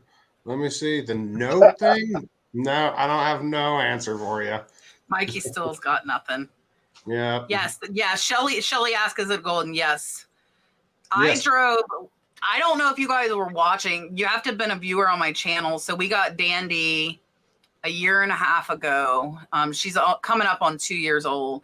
And I drove to Alabama to get her. I could not find a golden retriever puppy in Florida. And I wanted one. Leroy, we talked on the phone some that trip, didn't we? We did. We did, yeah. Leroy was not the lucky one on the phone with me. It was my friend Bill Tackett. His name is Flips to Pay the Bills. I drove 13 hours to Alabama. I drove 13 hours home. I was 30 minutes from home, and a giant buck ran in front of my car. I was going 75 miles an hour, and I didn't even see it, so I didn't hit the brakes, and I hit it, and it flew over the car and did about 15,000 worth of damage to my car.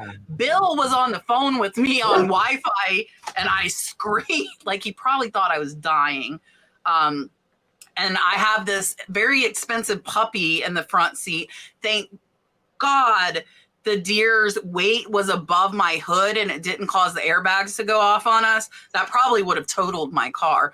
But me and the puppy did not get airbagged. So I made it 25 and a half hours of driving, and a deer ran in front of my car, and I had no car for months. It was, and I put that video, I think it's on Instagram still, of my car that night. And the front end is just smashed, and it's never been the same since. Never been the same. Scott can take this one. Does WorthPoint let you search by photo? I don't think so. If it does, I've never used that option. I've always just typed in what I'm looking for. So I don't know. Does it? It does not. Okay. It doesn't let you search by photo, but with me, a lot of the items I find, the results on Google Lens are WorthPoint listings. That's exactly right. So I think people get confused because, like, I find it on WorthPoint because Google Lens is linking my photo with WorthPoint's photo. So you cannot, though, inside of WorthPoint, you cannot do that. Miss Mary says, I need to avoid some eBay labels due to printer issues. I went to Seller Hub and Shipping Labels and selected void, but it's giving her technical difficulties. I would ask first, Mary, did you print them today? Because if you don't void it on the same day, I think you might have issues with that. Scott, any thoughts? No, I mean, I've always normally, it's an error I've made, and normally I'm sitting right there. So as soon as I get the proper label printed, or right before I print the proper label, I've canceled it right away. I don't know what happens if you try and do it after the fact, a day later. I honestly don't know. Yeah. I'm the same. Oh, I'm sorry. No, you're fine. I was just agreeing with Scott. I don't know either. Well, I've had technical difficulties before with like shipping and stuff like that. And it says technical difficulties and it's persisted. So sometimes I'll just wait and go back and try again. And if it still persists after that, I'll give eBay a message and see if they can help me out. Yeah. Deja Vu Thrifting, eBay will let you image search. It was gone for a while, but it is back now. We had a good sales day. Look at this, over 10 to ship out on a Wednesday. Wow. Anyway, that little camera right there, you just click that, and that will let you search eBay by photo or by barcode. Yeah, eBay will, yeah. Yeah, I hated when they took it away. I don't use it a lot, but I like having the option. I think we already answered that one. Guys, I'm going to tell you, for the first time in months, I am almost through the questions, and we still have 25 minutes left. So if you have questions, put them in. We have 3 more to answer. We have not been this caught up, and we have over 500 people in here too. Wow. So if you have questions, put them in, because we've got time to get through some more. Miss Annette says, I downgraded my store on eBay for personal medical reasons. Now I'm back listing every day and I'm not gotten any sales. I have good items because they are selling on Posh. Are they punishing me? You know, I saw this question scrolling through the chat when it came up, and I think that's a great question. My gut wants to say no, but I know that if you take like your promotion rate and you drop it from like 10% to 1%, you're going to get punished. And so I wonder if you downgrade your store, adding a store for me has never helped at all, but I wonder about downgrading it. I think it's a great question. I don't know that I have the answer for it, but Leroy, he's got the answer. I don't have the answer. I really don't have the answer. I'm gonna go fast and hand this one off to you, Mikey. I'm going to say they're punishing you for sure. I mean, the algorithm's a tricky thing. You never know. And obviously, they're not happy with you right now. So maybe because you took your time off, who knows exactly the reason. Algorithms are so fickle. I don't really know. I would just recommend keep listing, battle through. Hopefully it turns around, because sometimes I feel the algorithms shut me out or my store is kind of closed or whatever. But reselling, all of this is a long-term game. So just keep grinding away and hopefully it turns around for you. Yeah, and I would say that they are punishing you, but they are not punishing you for downgrading your store. They are punishing you because for your medical reason, you probably didn't list for a long time and your store was inactive. Wow. So I don't think it's downgrading. I think the issue is that you were probably not listing for a long time. I think I'm getting punished for that because I didn't for the past few months list until I got my assistant because so Courtney has a good question. I'm kind of skipping forward here. Is there proof of it? They punish you for lower promoted listings. I can tell you that I could show you in my store. If I dropped it, my sales would cut by 75%. I bet money. I would put money on the table right now. But anecdotal evidence. If you baby step it down, so I had trending +3. I haven't really talked about it. I dropped everything to trending about 2 weeks ago. And my sales are right where they have been. So what I'll do is I'll probably go to trending -1 here in a couple more weeks. I'm baby stepping it down and trying to just back it down a little bit more is what I'm doing. But my sales cut by 75% when I took them from 10% to 2%. I got slapped, and I got slapped hard. They do not like it. They do not like it at all. Super chat. Lisa Beachwalker. I'm now increased to the second level store. What? You should have your coupon in there now. Unless they make you wait until April. April's the next one. Yeah, mine just. So they might make you wait until April, but I thought they would give it to you now. Do you know, Scott? No, I really, it's been so long. You know, I mean, I've had a store for so long, but I don't think they try and prorate it or anything. I would double check and make sure it's not there somewhere. Yeah, go ahead. No, I'm like in La La Land. Just ignore me. Leroy, just keep talking. I don't really have an answer for that one. I will tell you, make sure that you use your coupons when you get them. When COVID was pretty strong, I actually was so sick that I couldn't use my coupon and I lost it. Yeah. They don't roll over. Yeah. No. And yeah, make sure you're looking in the right spot for the discount code and all that, because I don't think it automatically does it. Don't you have to find the code? No, and it's not easy to find either. So, it's a pain in the butt. They do that on purpose. Make sure you Nellie's helping us. Nellie's helping. Okay. It's automatic once you go in and check it and copy it. Check it. Good job, Nellie. Thank you, Nellie. All right, let me give Miss Lisa her dolphin. Thank you so much. I appreciate it.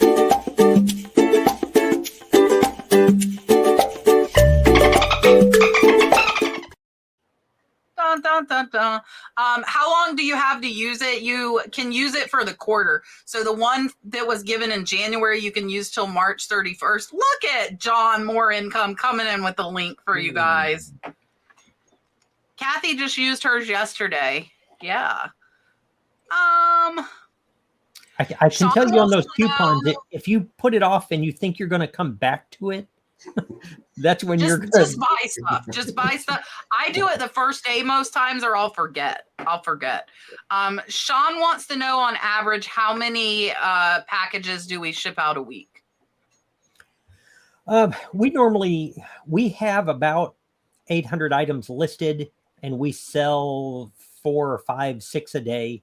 It really varies. YouTube had a dramatically negative impact on my eBay store, but normally, probably 20 items a week, 25. Yeah, I have just about 800, and I sell about 7 a day.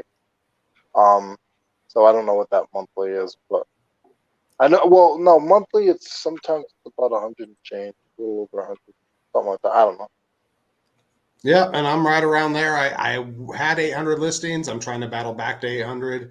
And so I sell about 5 a day. And then when I do the whatnots, of course, obviously you can sell 20 or more in one day, and it's a lot more shipping. So I've been doing Mikey, the you're whatnots at least slacking once a if you're week. only selling 20, buddy. I'm learning from you. That's why I'm here. You are an animal on it, and you just keep killing it. So that's so awesome. I do need to step up my game. I like to ease into things slowly.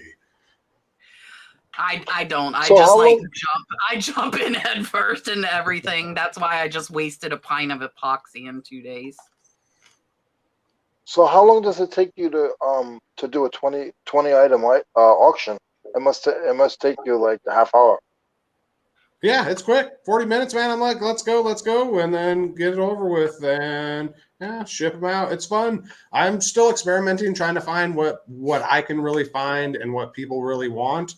I mean, it's always what we're trying to perfect. So I just like being live and having fun, goofing off, and making sales. So I definitely like it. Yeah, so we typically, I would say on average, ship out about 75 a week on eBay, probably 20 on the other platform, and 500 on whatnot. It was 600. I made myself take a day off. It was 600. I made myself take. I might go back to 6 days though. You never know I don't even know what I'm doing. I don't even know what I'm doing. So 500 whatnot and 75, probably 100. So 600 a week. 600 a week. Miss Nita, the SKU is the custom field where you can put where the item is on eBay. If you are listing on your phone, it's at the very bottom of item specifics, and on the computer, it's up top under the subtitle. You have to click see more in order to see it. Collins on the Move wants to know if any of us cross lists to Amazon. We actually sold on Amazon back, I don't know, a decade ago. In fact, we sold on Amazon when it was just books, but I don't sell on Amazon at all anymore. And somewhere in that process, we got gated on everything. So I don't sell on Amazon. Yeah, no, I just sell on eBay, and I also sell at my local flea market about 3 times a month. Yeah, and I just pretty much these days I list on eBay and I'm cross posting to Poshmark, and I still use List Perfectly because it makes it quick and easy. I don't do any Amazon, but I really think I would dig it because it's a lot of scanning, new stuff, and all that stuff. But I just don't have the time to learn it, or the desire, I guess. But I really think I'd dig it. Yeah, so for me, when I first started back into reselling about 3.5 years ago, no, I'm not kidding, guys. I'm not kidding. We ship out 600 items a week. I'm 100% not kidding. My daughter ships out whatnot. She shipped out 200 today. And Lynn shipped out 20 today. So yeah, no, totally not kidding. So actually it's more because we do the jewelry. I do 100 pieces of jewelry and then we sell the jewelry stands and the trinket boxes and the bags of jewelry. So it's actually more than that. Oh, it did. Don't beat me. You didn't have to send money again. Oh, bad cat. Where did it go? I found you again. Now I owe you like 5 million dolphins. As far as the Amazon question, when I first started listing back, about 3.5 years ago, I was doing eBay and Amazon, and I was kind of sucking at both. Those are both big, like they're big animals. And I think it's very hard to do both and do them well. I think like adding on Poshmark, Mercari, Etsy is not bad. When you try and do Amazon and eBay, it's hard to do either one well. That is just my experience. So I think I still have some stuff sitting in Amazon FBA, some books. So I was doing a lot of books. But Amazon is a lot of scanning. It's a lot of newer items. You can sell used items, but it's not the stuff I like. The stuff I like is not scannable. And it just didn't fit my business model. And I have a good friend who actually sells millions of dollars on Amazon that helped me learn. And he would have been happy to teach me what he was doing. But it's not all about the money. I want to enjoy what I'm doing, or it defeats the purpose of what I'm doing. Yeah. Reseller ride, my friend. Listen, I'm riding shotgun by myself on these, and I saw it, and then I'm like squirrel tonight, like I don't know what I'm doing tonight. If you could sell items in one category only, what would you choose? And she says I'd pick 80s and 90s pop culture. So if you could only sell in one category, which category would you pick? Resell to ride earlier. Kat said she was going to skip you. So whatever she's saying. Totally. For me, vintage clothes, because you will never, ever run out of inventory. Ever. Mine would be teacups. Leroy finds so many teacups. Mine would be vintage model airplane parts. I don't find a lot of them, but when I do, they do very, very well. So I have to say, Scott, what do you think I'm going to say? For you, that you are not going to pick one. Like, I can't picture you. I know I could pick one right now if I had to pick one. Jewelry. Right now, you'd say jewelry. Yeah. Yeah, because I'm selling 500 pieces of jewelry a week on Whatnot. I would say jewelry. On eBay, I would not be able to pick.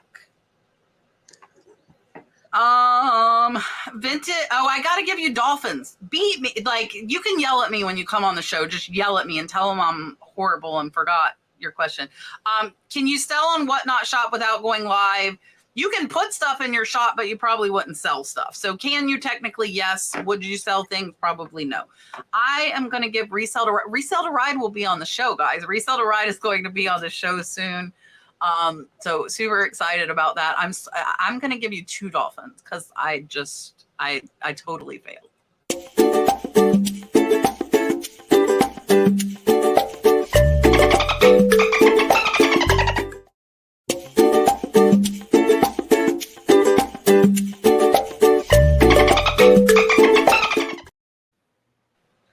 I seriously am like, bing, bing, bing, bing. I don't know what's going on. It happened.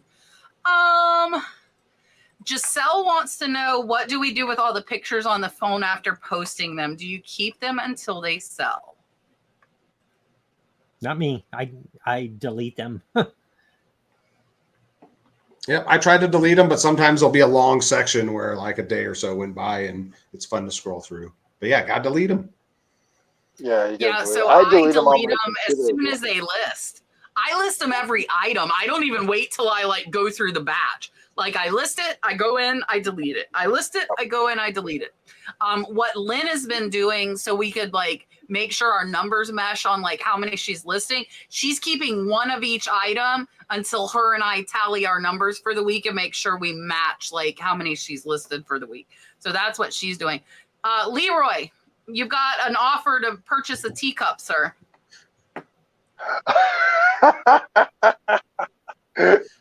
Thank you. Hit me up on Instagram and we'll talk about that teacup situation. His name is right. spelled on Instagram. It's MikeybAgs. You're gonna make my listen.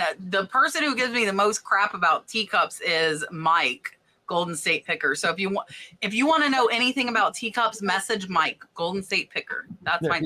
He's gonna be on with us too. Miss Bridget wants to know, what are your tips to list faster? In no joking at all, I have never focused on speed for us. We have always focused on trying to slowly raise our average sale price, because I don't want to list 50 items a day, period. So I'm not the guy. Yeah, me as well. Like, I just want to enjoy my day.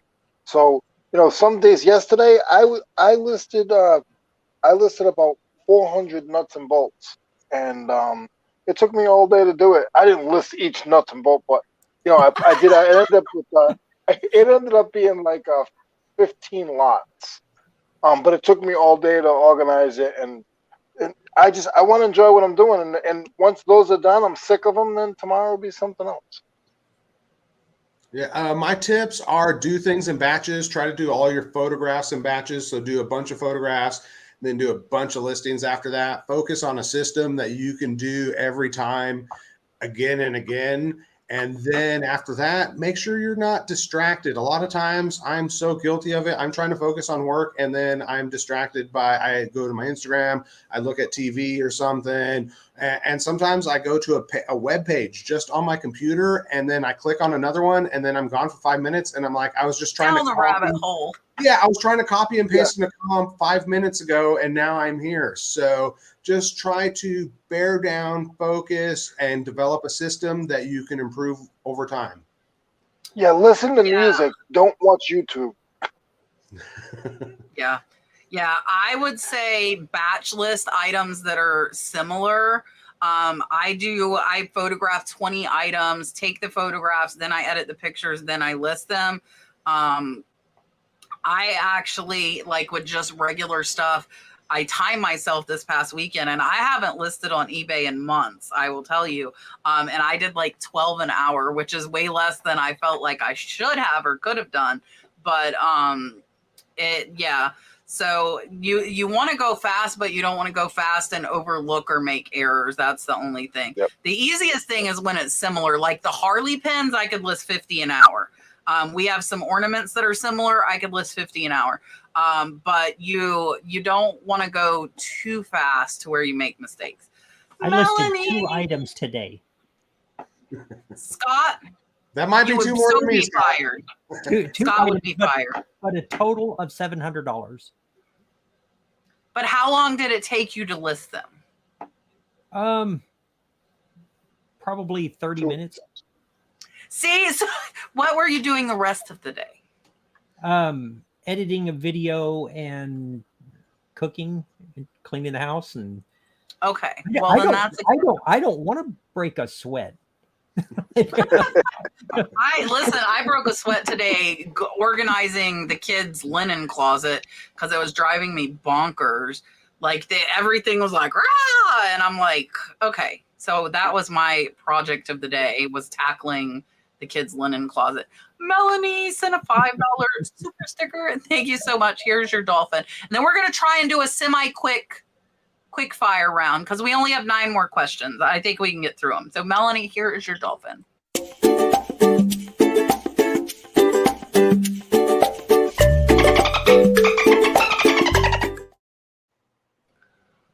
All right.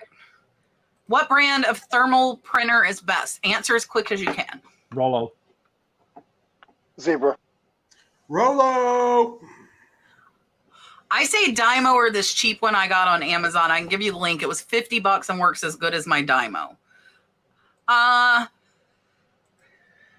The message that suggests to give a % off on eBay on buying more than one, is that like bundling? Ren, that's only, I'm going to answer this one real quick. It's only if you have more than one of the same item. So if you have 10 of something, you give them a discount. If they buy 2, they get it for cheaper. 3, I do like 10% on 2, 15% on 3 or more.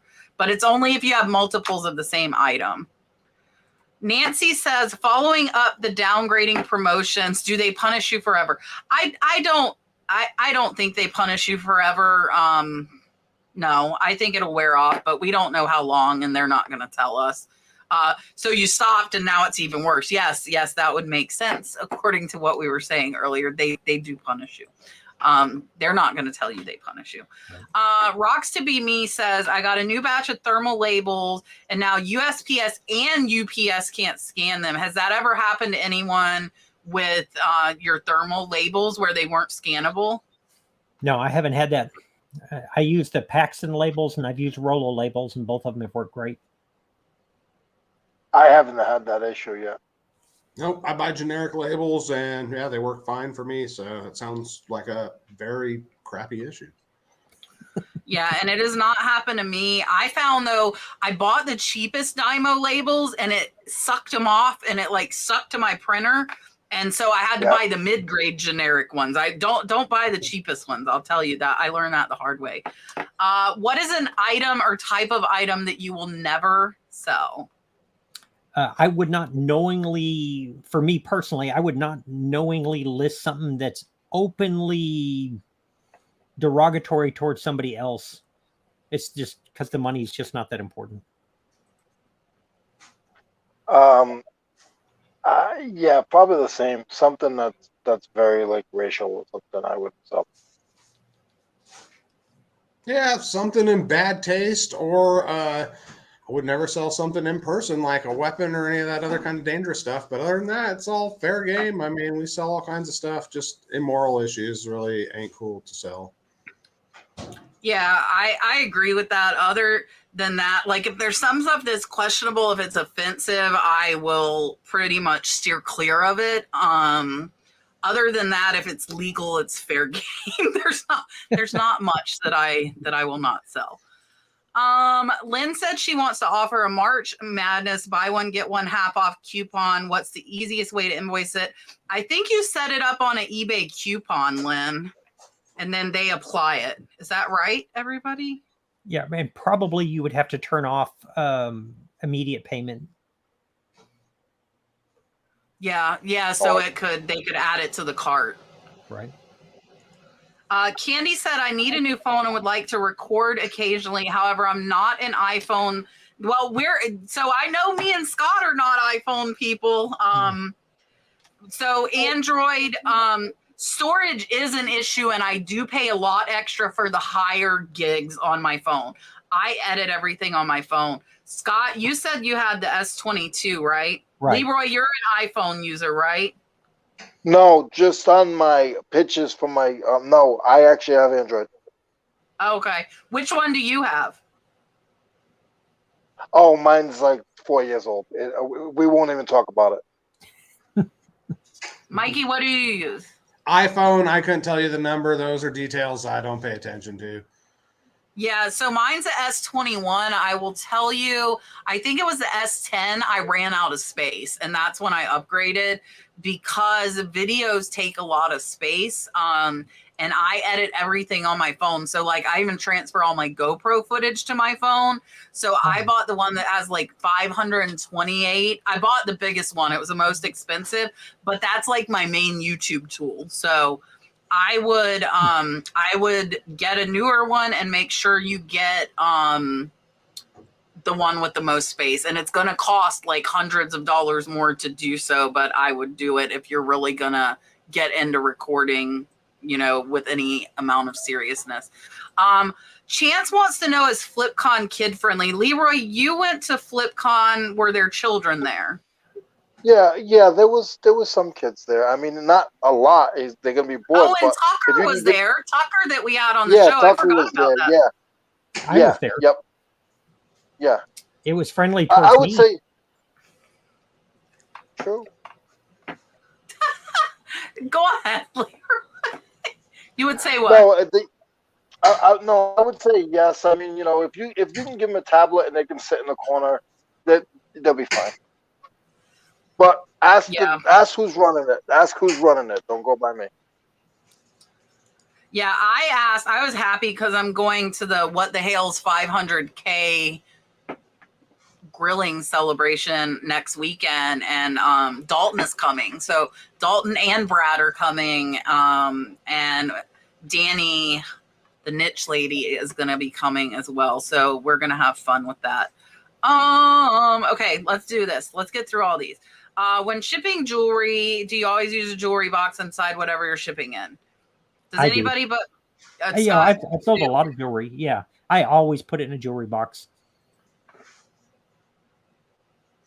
I had this discussion with my wife. I don't ship much jewelry, but I did a whatnot, and I was like, "Do I do?" She's like, "Of course you got to use the box," and I'm like, "I can use some bubble wrap and some strategy." But I'm leaning towards a box, especially after hearing you, Kat. And we did go out and buy a lot of boxes, whatever that wasn't going to be safe or I felt could get smashed. I definitely did that. The rest I probably just put in a big box instead of a tiny jewelry box. Yeah, and we do, I would say 90% of the time. I sold some wrapped gemstone bracelets that I didn't feel were fragile at all, like leather wrap bracelets. So some stuff does not, but like 90% of the stuff does get it. Rose says, how would you address slow sales for an 800 listing store? I want to just insert here that it doesn't matter how many items you have. We would need to know what kind, and you might not be listing popular items. So it's hard to know how to address it without knowing what you have. But I guess we can give her some general advice on like what she might be able to do to help it. If things are slow, do everything.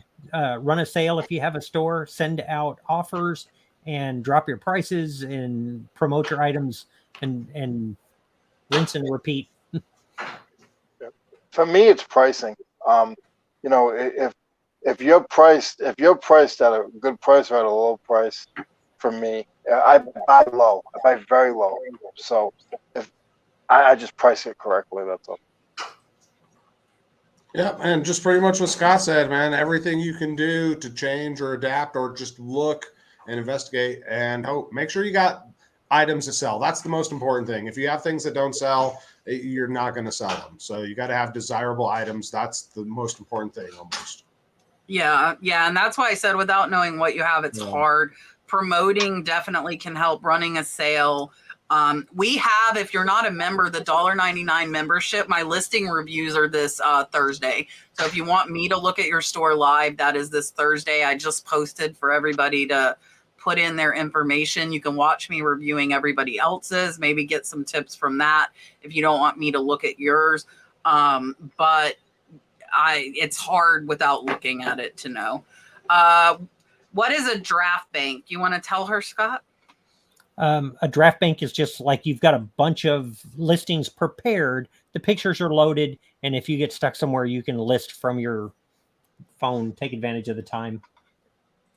I didn't put either of my two into the draft bank. I went ahead and just muscled on, got it done. Yeah, you just pushed through it and got them all the way up. Good job, Scott. And I put my listings up. I don't ever leave mine in a draft, but I have a draft bank because of Lynn lists, and I have to review the photos and titles and price them. Has anyone tried Bonanza? No, but I do know people who use it and like it and say they get a few sales a month. And I think it's automatic, like it's one button and you can put your stuff from eBay to Bonanza. Do you use promoted listings? And at, I think she means at what percent?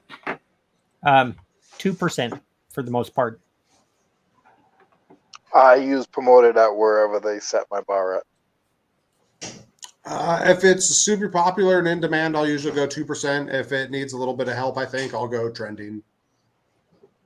Yeah, and I do at trending. I was at trending +3. I've dropped it down to trending now. Rose sent a $1.99 super sticker. Thank you so much. Here is your doll.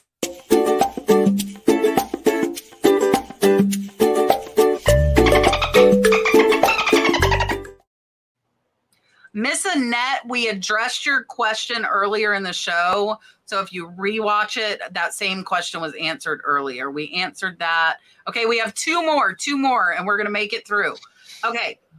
Barbara said, eBay has dragged me out to the deep depth of the sea. I'm not getting much views, let alone sales. Would you cross list or would you bail on eBay and go to Poshmark? For me, I wouldn't bail. eBay's still the largest platform, but cross listing, if you're up for that, can only help.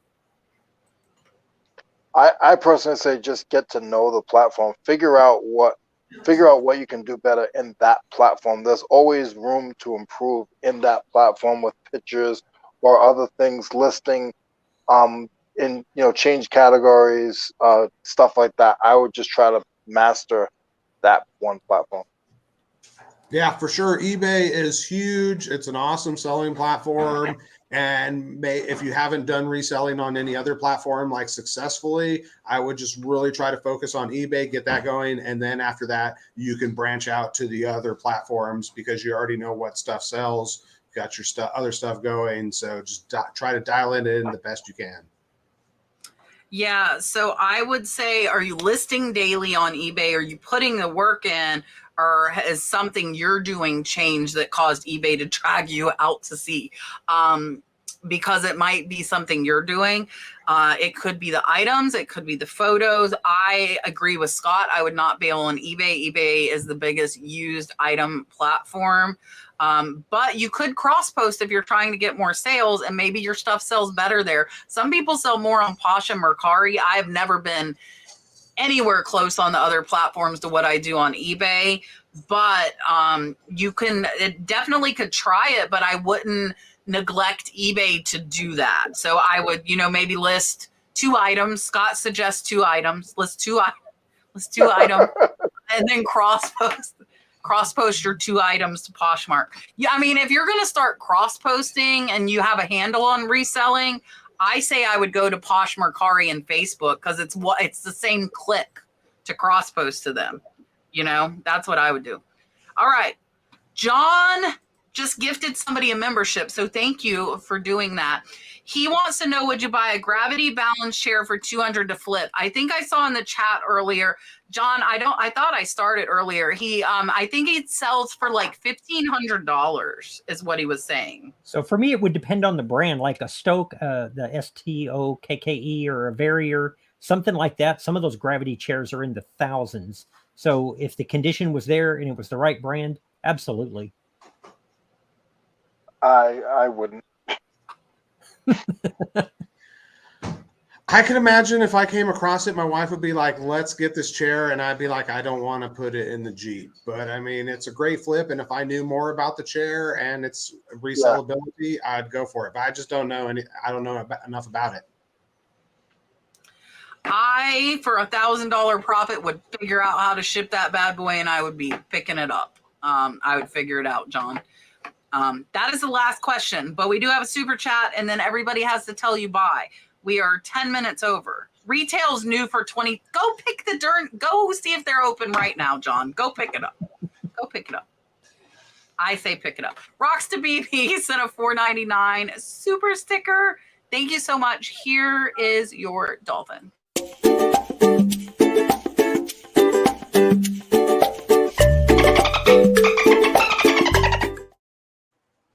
So I saw Hala asked about the channel reviews. You have to click join below any video. A lot of times it doesn't show it on the phone. You have to do it on the computer.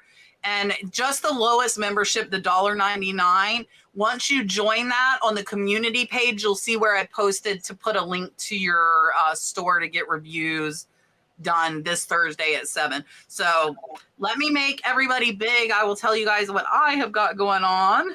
Scott, say more than 2 words. Now, this is not eBay. Here's Scott. That was low.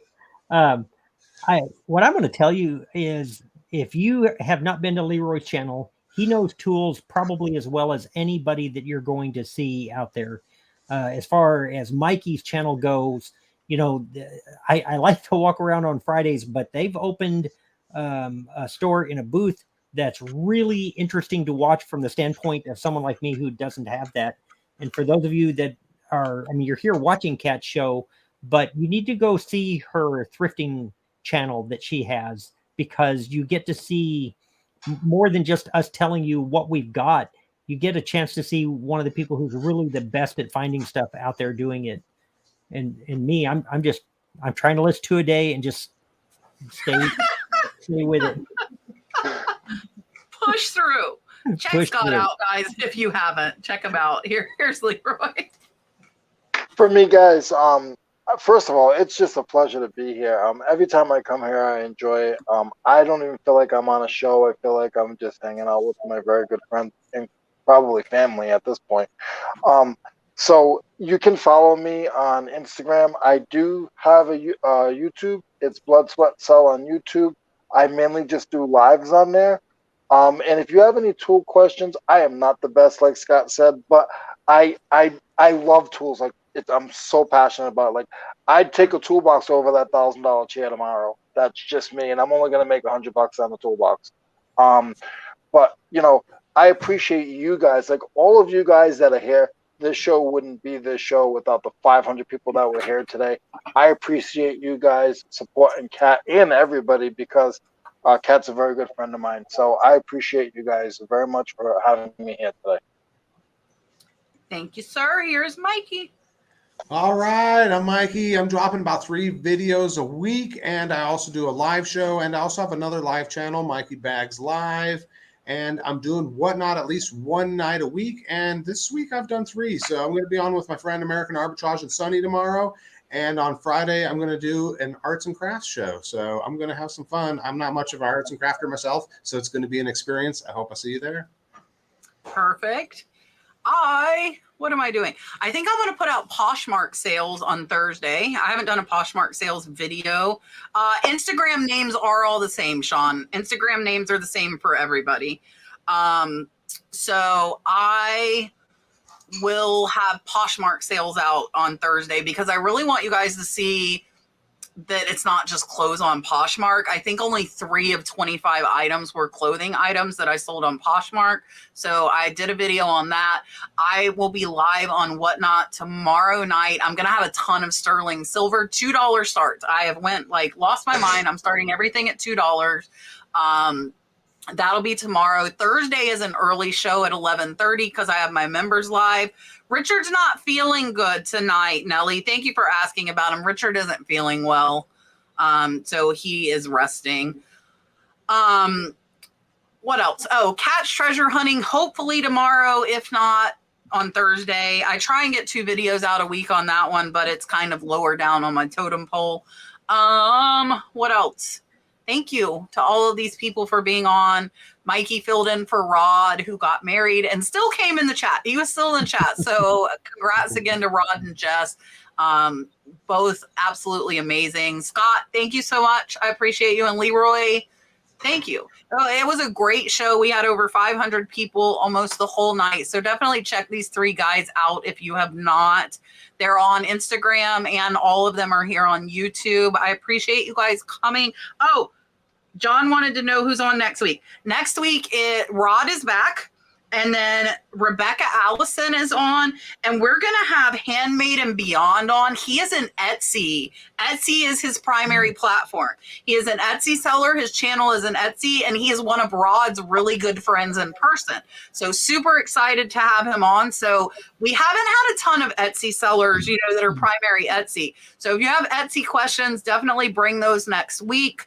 And yeah, so that's who we will have next week. We will see you guys then. Again, check these guys out. We will see you next week. Bye, guys.